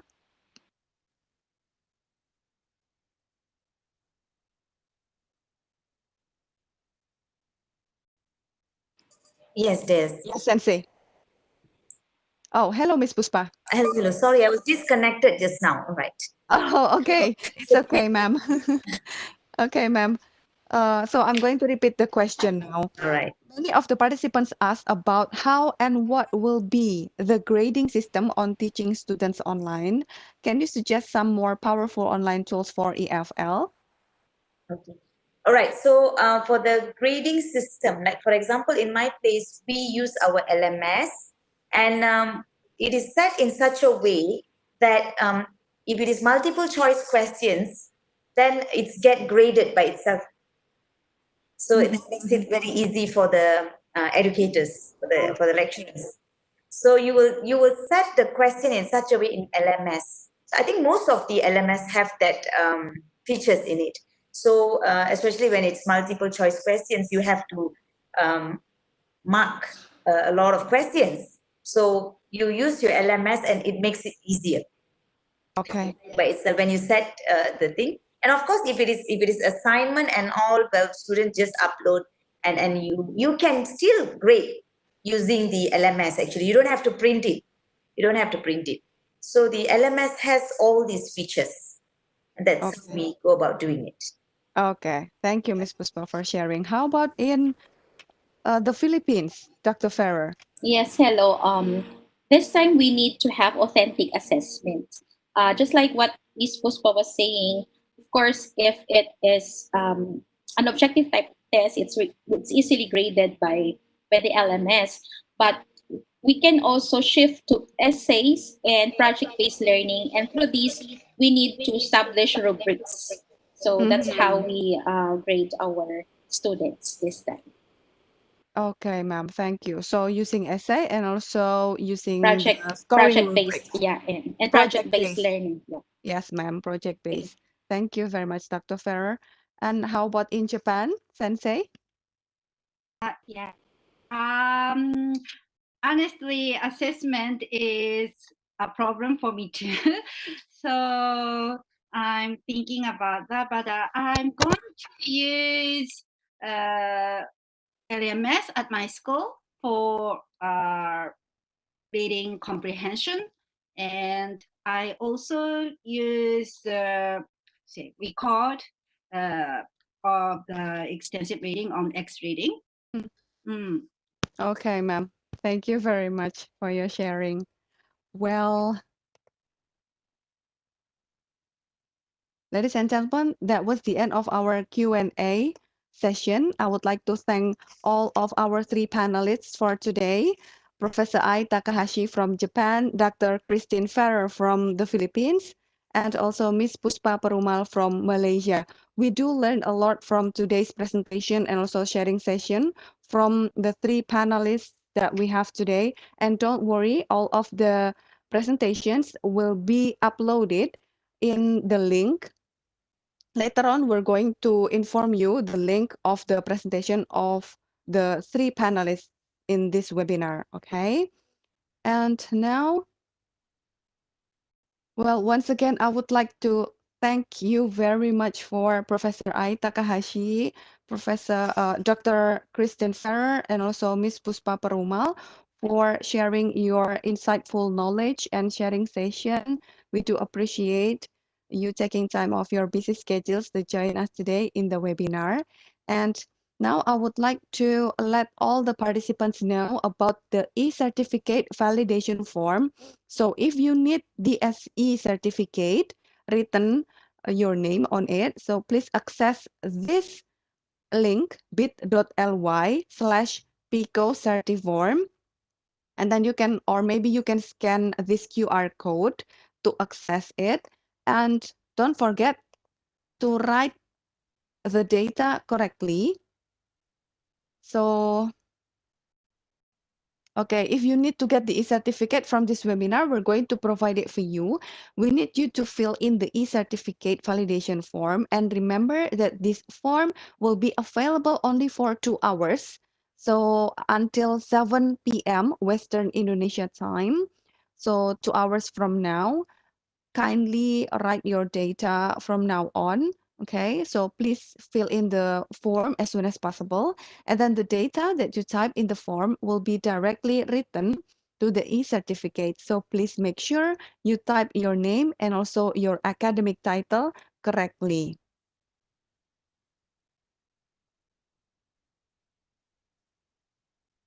Okay.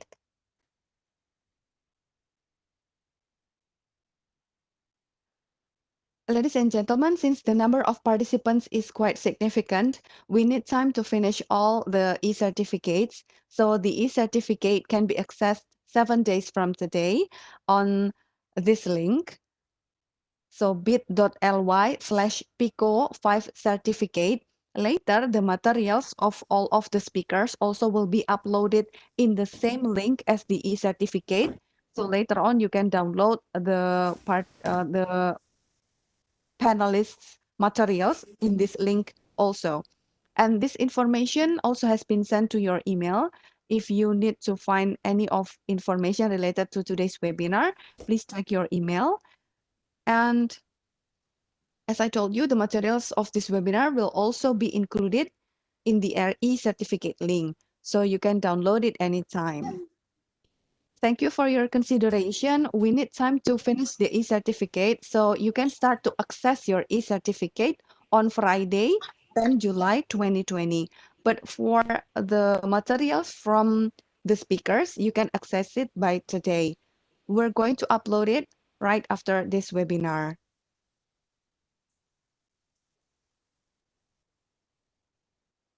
Thank you very much for your kind consideration.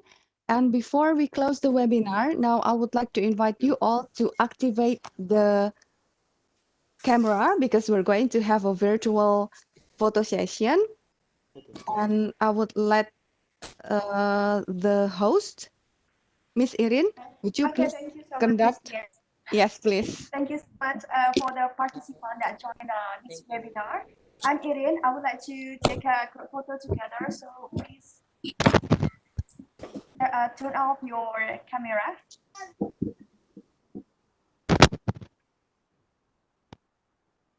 Iya.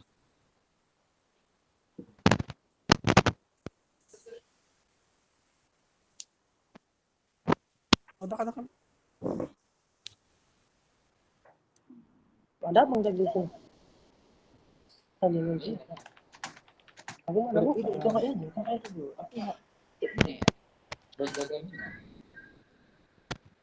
Okay, Miss Irin, I think that we need to hear you count from 3 to 1 or something so that we can put our smile on.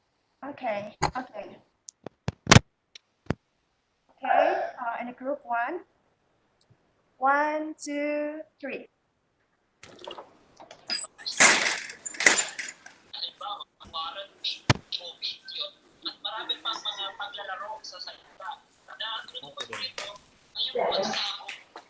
Thank you. Thank you. A second.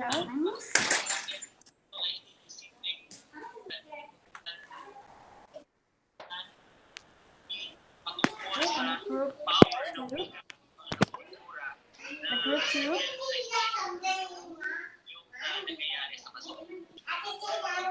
Thank you. Okay. 1, 2, Very much.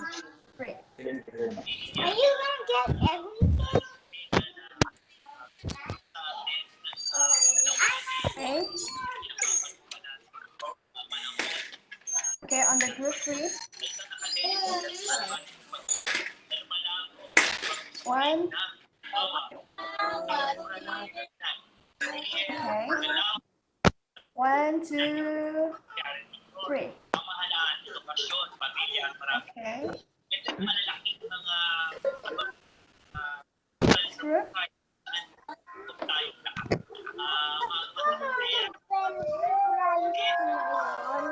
Okay. Wait a second. Still loading. Yeah. Okay. 1, 2, 3.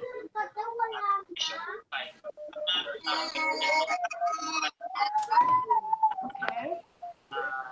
So the next group. Oh, quite many participants, so I think that we need to hold our smile a bit longer. We should. Okay. Later, we're going to upload our virtual photo to the e-certificate link as well, so you can get the photo. Okay. Thank you. Done already, Miss Irin? Yeah. Okay. Okay.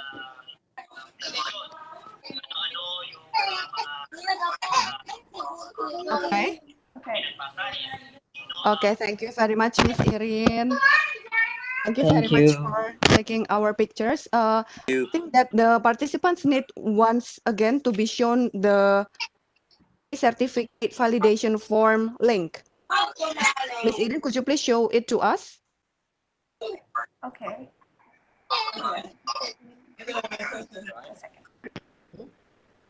Belum.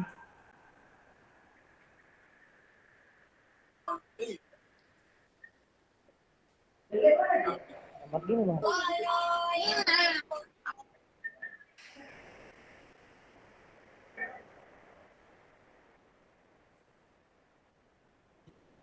Thank you, Miss Irin.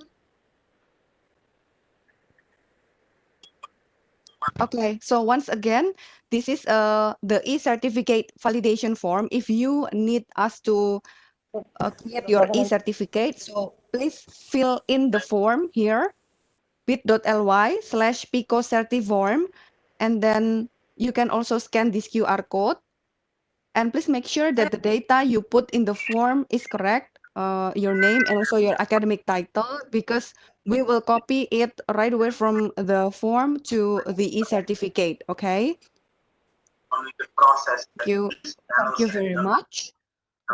So Ladies and gentlemen, that was the end of our today's webinar.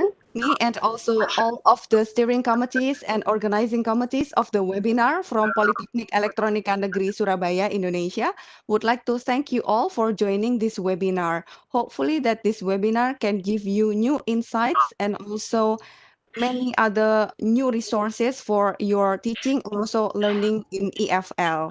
See you on our next event or next webinar. Thank you very much. Wassalamualaikum warahmatullahi wabarakatuh. Waalaikumsalam warahmatullahi wabarakatuh. Selamat. Waalaikumsalam warahmatullahi wabarakatuh. Thank you. Thank you, Dias. Thank you. Thank you. Thank you, Mbak Dias. Thank you, Bu Dias. Dias, selamat semua. And Selamat, thank you. Thank you very much. Selamat. Yes. very For well. the Thank you. speakers. Bye. Thank you. Thank you, Dias.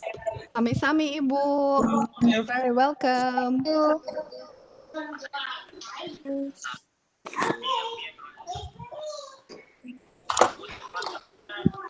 Thank you so much. You're very welcome.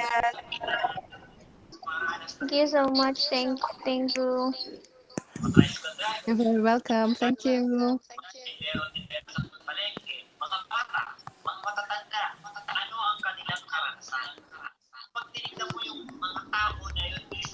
Isa-isa ayon sa kanilang kaisipan at danas